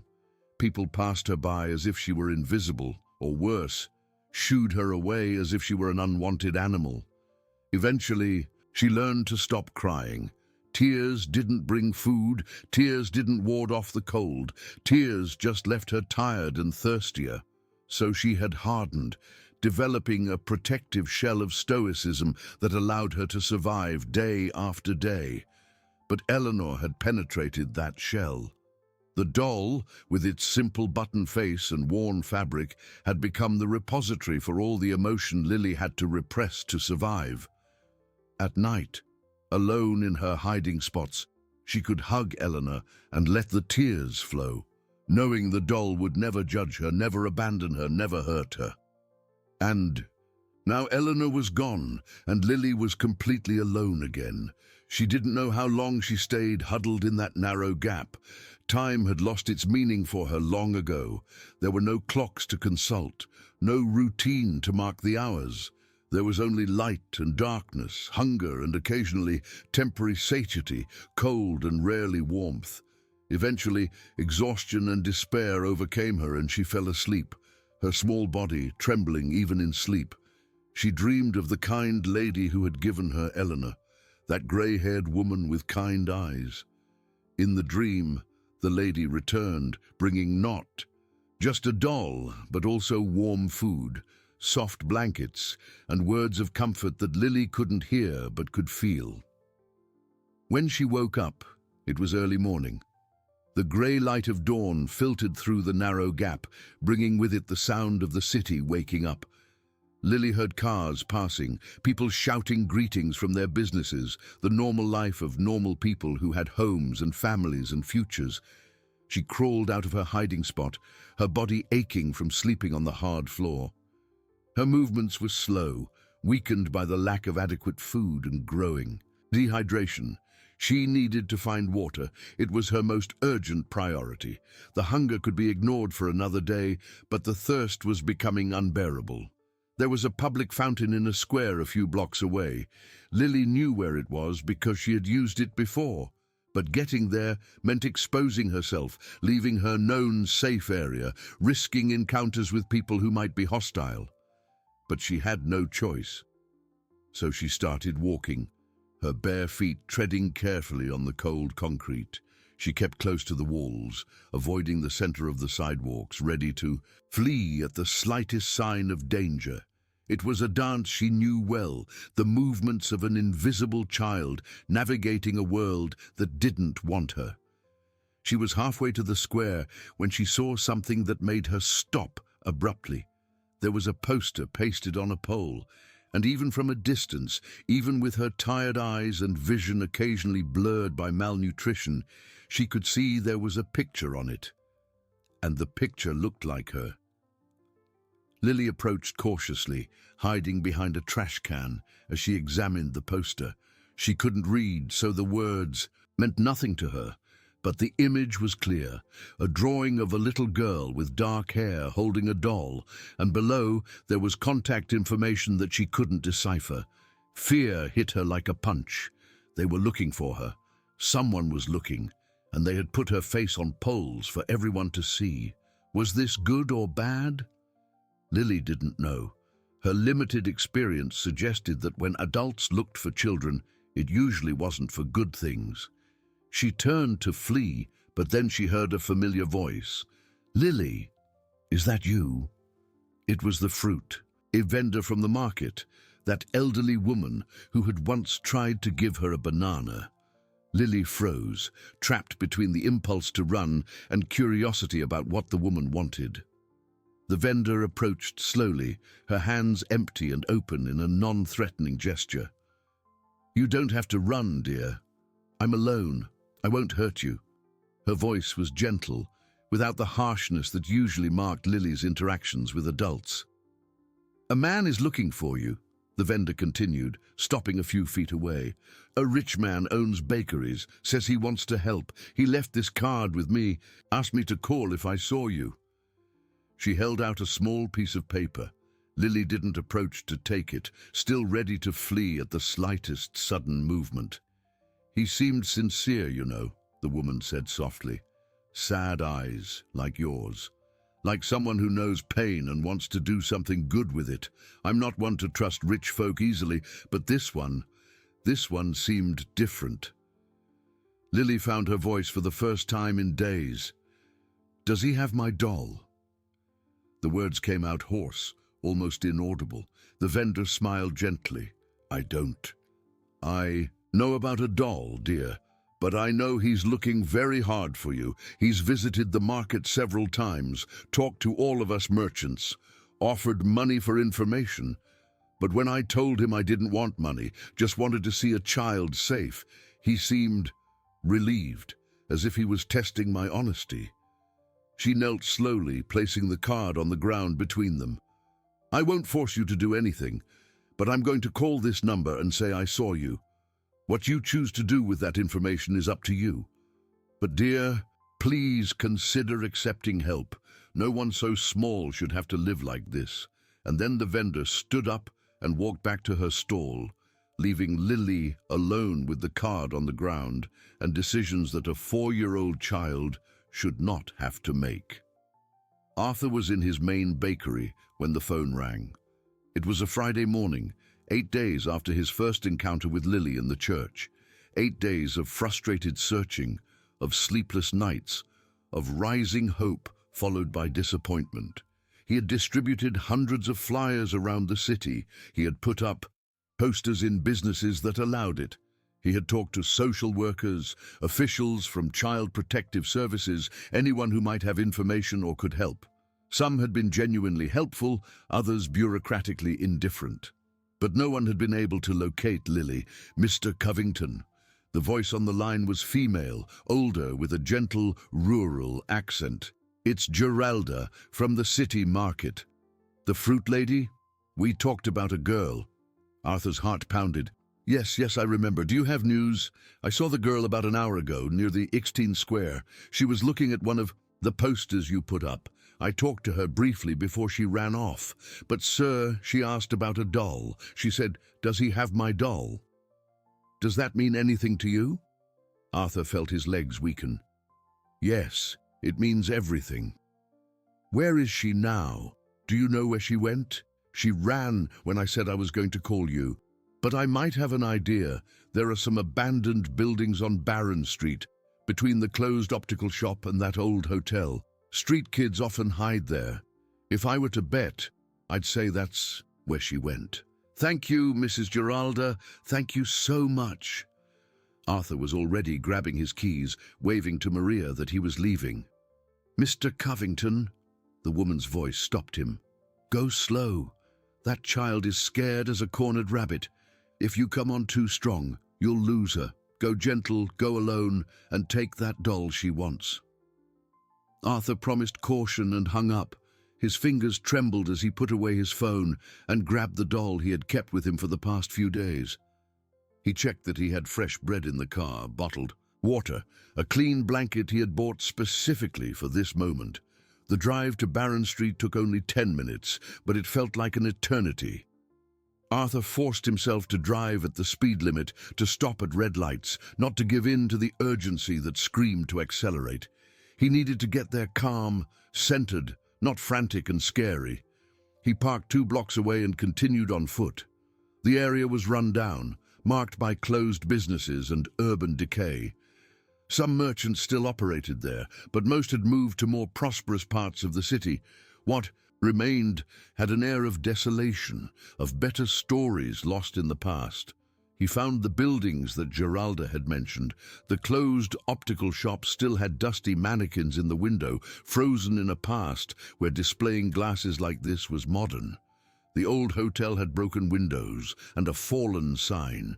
Between them, a narrow gap, almost imperceptible unless you were specifically looking for it.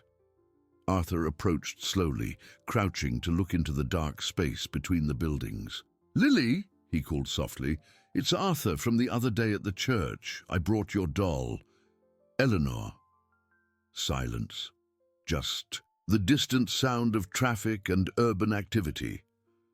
"I know you're scared," he continued, sitting on the ground near the entrance to the gap, making himself less threatening by being at her level. "I know you have no reason to trust me, but your doll is here and she misses you.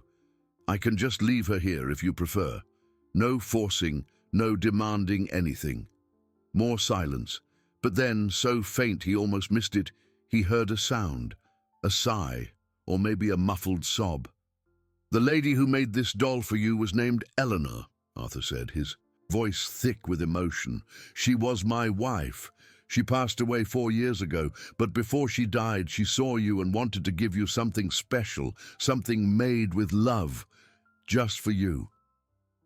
He took the doll out of his pocket, holding it carefully. "Eleanor was a very kind person. She always worried about other people, especially children. When she saw you, when she realized you were alone and scared, it broke her heart. So she made this doll, sewed it with her own hands, even though she was very sick, and gave it to you because she wanted you to have something of your own, something made especially for you." Arthur paused, letting the words sink into the darkness of the gap. "I'm not as good as she was. I've made a lot of mistakes, hurt people I loved by not being there when they needed me. But I'm trying to do better. I'm trying to honor her memory by doing what she would have done." He placed the doll on the ground near the entrance of the gap. "So here's your Eleanor back. I know you missed her. And if you just want to take a doll and go on with your life, that's fine. But if you want help, if you're tired of being hungry and cold and scared, I'm offering. I don't promise to solve everything. I don't promise it will be easy. But I promise to try. I promise not to give up. And I promise you will never have to sleep on the cold floor again if you don't want to." The silence that followed seemed to stretch for hours, though it was probably only minutes. Arthur waited, forcing himself to remain still, not to press. This had to be Lily's choice. She had had so many choices taken from her in her short life. This one had to be hers. Then, slowly, a small, dirty hand emerged from the darkness.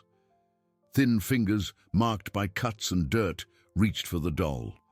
They took it with reverence, clutched it against something invisible in the shadows. Arthur heard a sob, then another. The sound of a child who had been holding in too much emotion for too long, finally letting it flow. "I have bread too," he said softly, "and water. They're here in my car. Can I bring them to you?" A pause, then a small voice, broken by tears. "I'm so hungry." Arthur felt his own tears burn. "I know, dear. I'll get the food right now, okay? I'll be back in 2 minutes." He stood up slowly, forcing his trembling legs to work. He walked to the car as fast as he could without running, grabbed the box of bread, the bottles of water, the blanket. His heart was hammering so hard he could hear it in his ears. When he returned, Lily was still hidden in the gap, but he could see more of her now. She was holding Eleanor to her chest, her face buried in the doll's worn fabric. Her small body shook with sobs that seemed torn from a very deep place. Arthur opened the box and took out a still warm cheese roll. He held it out towards the gap. "Here, it's warm. Made this morning." The small hand emerged again, taking the bread with trembling fingers. He heard frantic chewing, the urgency of severe hunger. He offered another roll, then another, along with water that she drank in large, desperate gulps. It took almost an hour, but eventually Lily emerged completely from the gap. She stood at the entrance, still ready to flee, but visibly calmer now that she had food in her stomach and Eleanor in her arms. Arthur sat on the ground a few feet away, making himself as unintimidating as possible. Lily was even smaller than he remembered, a fragile sketch of a child, all bones and huge eyes. Her face was dirty, her hair tangled in impossible knots. She smelled of days without a bath and nights sleeping in questionable places. But when her eyes met his, Arthur saw something beyond fear. He saw exhaustion, he saw pain, but he also saw a spark of something that might have been hope. "You said I won't have to sleep on the cold floor," Lily said, her voice small but clear. "Is that true?" "It's true," Arthur promised. "If you accept my help, I'll make sure you have a soft bed, warm blankets and food whenever you're hungry. And can Eleanor come too? Eleanor goes where you go. She's yours." Lily considered this, hugging the doll tighter. Then, in an almost inaudible voice, "I would like a soft bed, and I would like not to be hungry." She hesitated, then added, "And I would like not to be alone." Arthur felt his heart break and rebuild itself at the same time. "You're not alone, Lily, not anymore. If you'll let me, I'll take care of you. I'll be here." She took a hesitant step towards him, then another. She stopped when she was close enough to touch him if she wanted. "Do you really promise you won't leave me?" It was the question of a child who had been left too many times, abandoned by adults who should have protected her. Arthur understood its weight, the importance of not making promises he couldn't keep. "I promise," he said, and he knew he was committing to something that would change his life completely. "I'll be here for you, Lily. Good days and bad days. When you're happy and when you're sad. When you trust me and when you don't. I'll be here." Lily studied his face for a long moment, as if searching for signs of lies or falsehood. Whatever she saw, it seemed to satisfy her, because she took another step, closing the distance between them. "Can I hug you?" she asked, so small and vulnerable that Arthur had to blink quickly to keep his tears in check. "You can," he said, opening his arms. Lily threw herself against him, Eleanor crushed between them, her thin arms circling his neck with a surprising strength for someone so small. She started to cry again, deep sobs that shook her entire body. But these were different from the sobs of despair Arthur had heard in the church. These were sobs of relief, of surrender, of finally letting someone share the weight she had carried alone for so long. Arthur held her, one hand supporting her thin back, the other stroking her tangled hair. He murmured words of comfort, promised safety and care, and for the first time since he lost his family, he felt as if maybe, just maybe, there could be redemption for someone like him. It wouldn't be simple. He knew that. There were legal systems to navigate, authorities to satisfy, traumas to heal that would take years, maybe a lifetime. Lily would need much more than food and shelter. She would need therapy, education, infinite patience as she learned to trust again.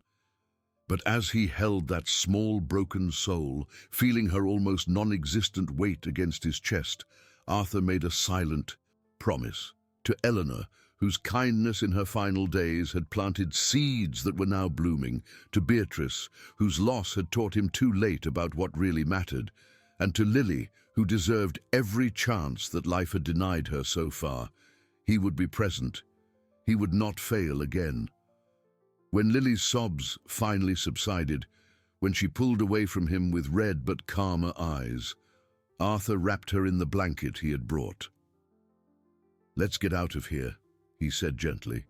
"Let's go to a safe place. I'll make some calls, and we'll figure out together how to make this work, okay?" Lily nodded, holding Eleanor with one hand and extending the other to Arthur. Her small fingers disappeared into his large hand, and together they walked back to the car.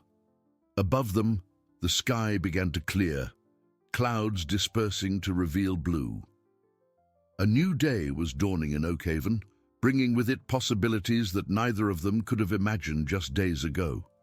In the Church of the Sacred Heart, Sister Agnes was lighting votive candles for the morning Mass when she felt a sudden warmth in her chest, a sense of peace that made her smile without knowing exactly why. She murmured a prayer of gratitude, trusting that whatever it was good.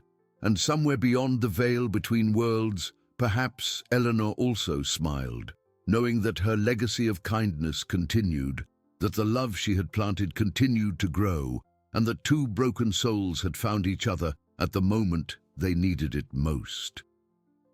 Epilogue. 6 months later, Lily woke slowly, consciousness returning in lazy layers that still surprised her every morning. The first sensation was always the same: warmth, soft blankets wrapped around her body, a comfortable mattress beneath her, the pleasant temperature of a properly heated room. No more the biting cold of concrete, no more the uncontrollable shivering that had kept her awake night after night. She opened her eyes, blinking against the soft light filtering through the blue curtains of her room. Her room. The words still felt strange, even after half a year.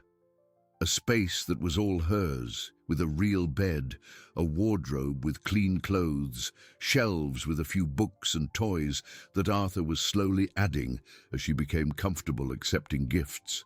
She turned her head and saw Eleanor resting on the pillow beside her. The doll had been carefully washed, its tears sewn up by the skilled hands of a seamstress Arthur had hired specifically for the repair. Eleanor was still worn, still showed signs of her time on the streets, but she was clean and whole again. Lily picked her up, hugging her to her chest, as she did every morning, a comforting routine in a life that was still learning routines. A soft knock on the door broke her morning contemplation. "Lily, are you awake?" Arthur's voice was gentle, always careful not to startle her even after months of living together. "I am," she replied, her voice much stronger now that she was well fed and hydrated. The permanent hoarseness of malnutrition had gradually disappeared, replaced by the clear tone of a healthy child. The door opened slowly and Arthur entered, carrying a tray that she knew contained breakfast. He had made a point from the first day of bringing her breakfast in bed every morning for the first week, establishing that she was safe, that food would always be plentiful, that she would never have to be hungry again. Eventually, Lily had started eating at the kitchen table with him, but occasionally Arthur still brought breakfast to her room, especially on difficult days when she woke up from nightmares or was particularly quiet and withdrawn. "Good morning," he said with a smile that finally reached his eyes again. The last few months had been transformative not only for Lily, but for Arthur as well. He seemed lighter, more present, more alive than in the years after losing his family. "I made pancakes. I remembered you liked them last time." Lily sat up in bed, watching as he placed the tray on her lap. 3 perfectly golden pancakes decorated, with strawberry slices and a little honey, fresh orange juice, a small bowl of assorted fruit. It was more food than she used to see in a week on the streets, and even now, part of her felt the urge to eat it all quickly before someone took it from her. But she was learning slowly that the food would always be there, that no one was going to take it away, that she could eat slowly, savor it, even leave food on the plate if she was full. Simple concepts that children with normal families took for granted, but which for her were daily revelations. "Thank you," she said, picking up the fork he had taught her to use properly. At first she ate with her hands, the only way she knew. Arthur never scolded her, just gently modeled the use of cutlery until she naturally began to imitate him. He sat in the chair next to the bed that had become his usual spot during these mornings. "Today is Saturday," he said conversationally. "I was thinking maybe we could visit the bookstore you liked last time. There's a new children's book section I heard is very good, but only if you want to. If you'd rather stay home, that's fine too. Lily considered it as she chewed a bite of pancake. Going out was still challenging for her. Crowds scared her. Open spaces made her feel exposed and vulnerable. She would become hypervigilant, looking for threats, identifying escape routes. Her therapist, Dr. Helen, said it was normal, a trauma response that would take time to heal. But the bookstore was a quiet, peaceful place, full of colors and stories. On the last visit, Arthur had read to her for almost an hour, sitting together on comfortable beanbags in the children's section, his soft voice bringing characters and adventures to life. It had been one of the best days since she had accepted his help. "I'd like to go," she said finally. "But will you stay with me the whole time?" "Every second," he promised, as he always did. "I won't leave you alone, I won't go far, and if you get scared or want to go back, we'll leave immediately. No questions, no judgments." She nodded, satisfied. These constant reassurances were crucial for her. Arthur had learned quickly that Lily needed repeated confirmation that he wasn't going to leave, that he wasn't just temporarily interested, that this wasn't some provisional arrangement that would end when he got tired of her. The first days after leaving the streets had been terribly difficult. Lily would wake up in a panic in the middle of the night, forgetting where she was, thinking the soft room was a dream and that she would wake up again on the cold concrete. She would hide food in secret places, unable to trust that there would be more the next day. She refused baths because hot water seemed like a luxury that would be taken from her. Arthur navigated it all with almost superhuman patience. When she woke up screaming, he would come running, turn on the lights, show her where she was, hold her if she allowed it, or just sit on the floor of her room if she needed space. When he found piles of bread hidden in her closet, he didn't scold her, just gently reminded her that the kitchen always had food, and slowly, gradually, she began to trust it. The bath issue had been resolved when he installed a special shower with a temperature control. She could regulate herself. He gave her different scented soaps to choose from, soft towels in the colors she wanted, complete autonomy over the process. Eventually, she began to enjoy baths, especially when she discovered soap bubbles. Legally, the path had been complex. Arthur had hired the best lawyers he could find to navigate the foster care system. There had been investigations, visits from social workers, endless interviews. Lily had no documents, no official identity, no birth certificate they could locate. It was as if she simply didn't exist in the system. This made things simultaneously easier and more difficult. Easier because there were no biological parents with legal rights to contest custody. More difficult because establishing a legal identity for a child with no history required careful navigation of bureaucracy. But Arthur had resources, determination, and a brilliant lawyer named Ms. Marcia, who specialized in complex adoption cases. They had managed to establish temporary, then permanent guardianship, with a formal adoption process underway. Lily now had documents, a reconstructed birth certificate based on medical estimates of her age, even a social security number. On paper, she was beginning to exist, but more importantly in life, she was beginning to blossom. "I'm done," Lily announced, pushing the tray away, half the pancakes eaten, all the fruit consumed. Her appetite still varied from day to day, a legacy of years of intermittent starvation. Arthur took the tray, setting it aside.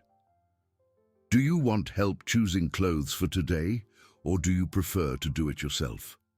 This was another carefully navigated minefield. Lily had spent so much time without choices that having too many at once overwhelmed her. But having zero choices made her feel controlled and cornered. So Arthur had learned to offer limited options, blue dress or pink pants, instead of choose anything. "And from your closet." "By myself," she decided, feeling brave today. "But can you wait outside?" "Of course, I'll be in the living room when you're ready." She took 15 minutes, finally appearing in a yellow cotton dress that Sister Agnes had helped her choose during a visit to the church weeks ago. Lily still visited the church regularly, finding comfort in the familiar space and the gentle presence of the nun who had been one of her few allies during her days on the streets. Sister Agnes had cried when Arthur brought Lily back to visit her for the first time. Clean, healthy, visibly happier. The nun had hugged them both, murmuring prayers of gratitude for answers she had feared would never come. "You look beautiful," Arthur said genuinely when Lily appeared. "Ready to go?" She nodded, taking his large hand in her small one. This simple gesture had taken weeks to happen for the first time. Lily had been so averse to physical touch initially that even casual proximity made her flinch. Arthur had completely respected her boundaries, never forcing affection, waiting for her to set the pace of physical intimacy. Her first voluntary hug had been a week after leaving the streets. She'd woken up from a particularly terrible nightmare and instead of cowering in the corner as usual, had held out her arms to him. Arthur had held her carefully, as if she were the most precious object in the world, and silently cried with gratitude for that fragile trust. Now holding hands was common. Hugs happened almost daily, usually initiated by her. Occasionally she would curl up next to him on the sofa while he read to her. They were precious moments that he never took for granted, always aware that each gesture of affection from her was a gift, a conscious choice to trust him. The bookstore was a 20-minute drive away. During the ride, Lily watched out the window, observing Oakhaven from a completely different perspective than the one she had known on the streets. The city that had treated her with indifference and cruelty was slowly transforming into a place with positive possibilities. She had discovered parks with playgrounds where Arthur took her to play, ice cream shops where he bought her favorite flavors, the public library where she was learning to love stories. Her therapist had encouraged her to explore the city in positive terms, creating new memories that would eventually overcome the traumatic ones. It was a slow process, but it was working. Each good experience added a protective layer over the bad ones, not erasing them, but contextualizing them as the past rather than a perpetual present. At the bookstore, Arthur guided her to the children's section, letting her explore at her own pace while staying close. Lily touched the spines of books, admiring colorful covers, occasionally pulling one out to look at the pictures inside. She couldn't read yet, but she was learning. Arthur spent an hour every night teaching her letters, sounds, simple words. It was delayed education, years of lost development that needed to be recovered, but Lily showed a surprising aptitude. Dr. Helen suggested that her intelligence, sharpened by the need to survive on the streets, made her a quick learner when applied to academic contexts. "I like this one," Lily announced, bringing a book with vibrant illustrations of a girl and her dog. "It has a dog that looks like the one we saw in the park." Arthur examined the book, reading the synopsis. "It's about friendship and adventure." "Sounds perfect. Do you want to get it?" Lily hesitated, old scarcity instincts making her question if she could really have things simply because she wanted them. Arthur recognized the hesitation. He had seen it hundreds of times. "We can get as many books as you want," he said gently. "There's no limit. And if you decide you don't like this one after we read it, we can come back and exchange it for a different one." The abundance still bewildered her.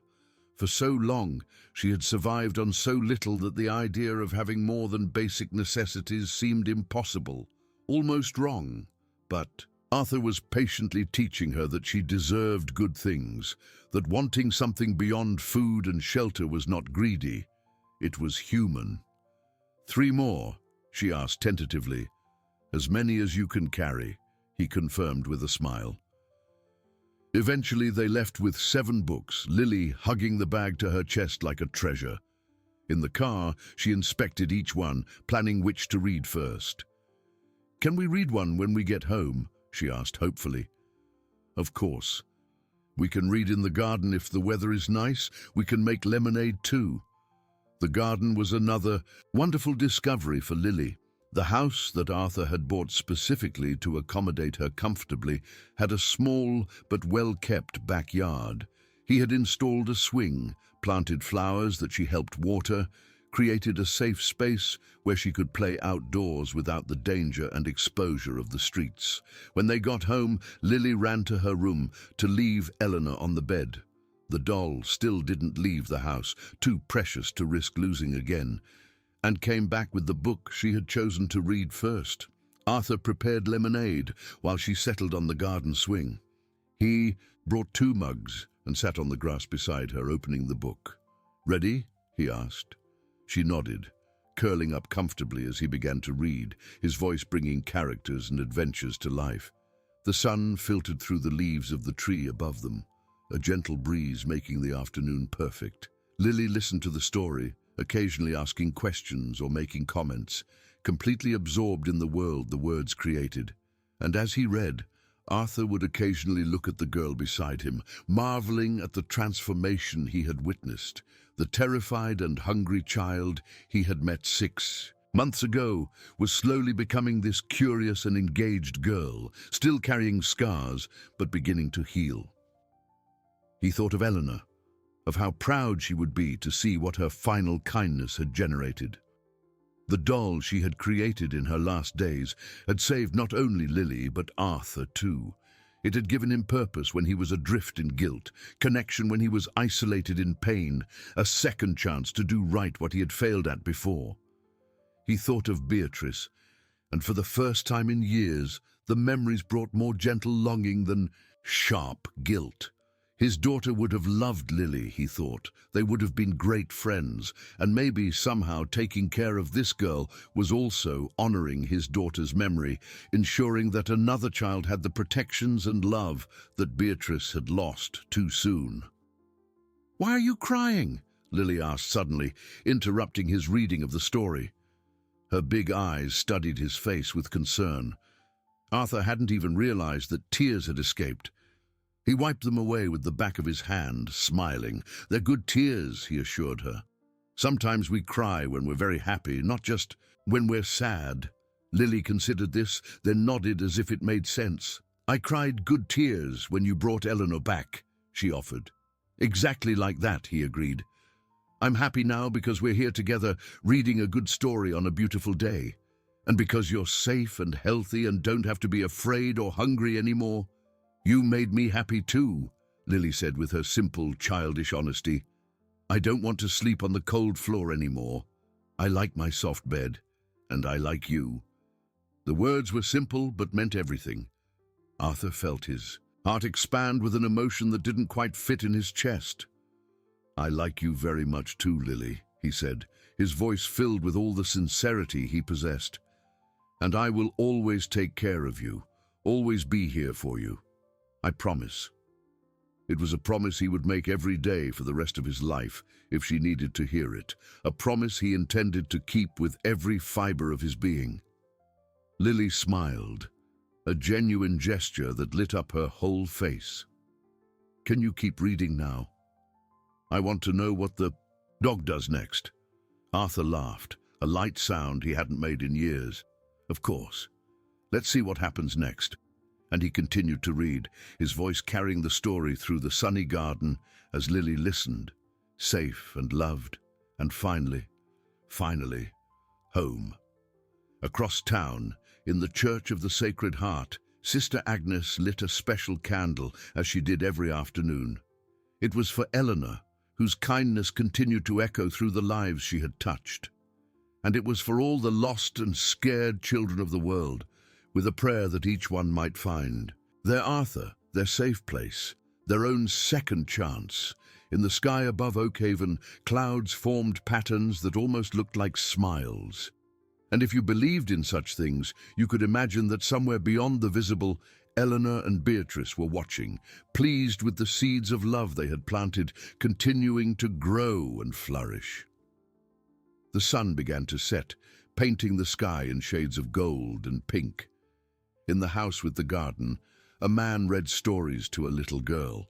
and both, through different and painful paths, had finally found their way back home. If you liked this video, please subscribe to my channel. I promise to bring you videos every day that will make your life happier.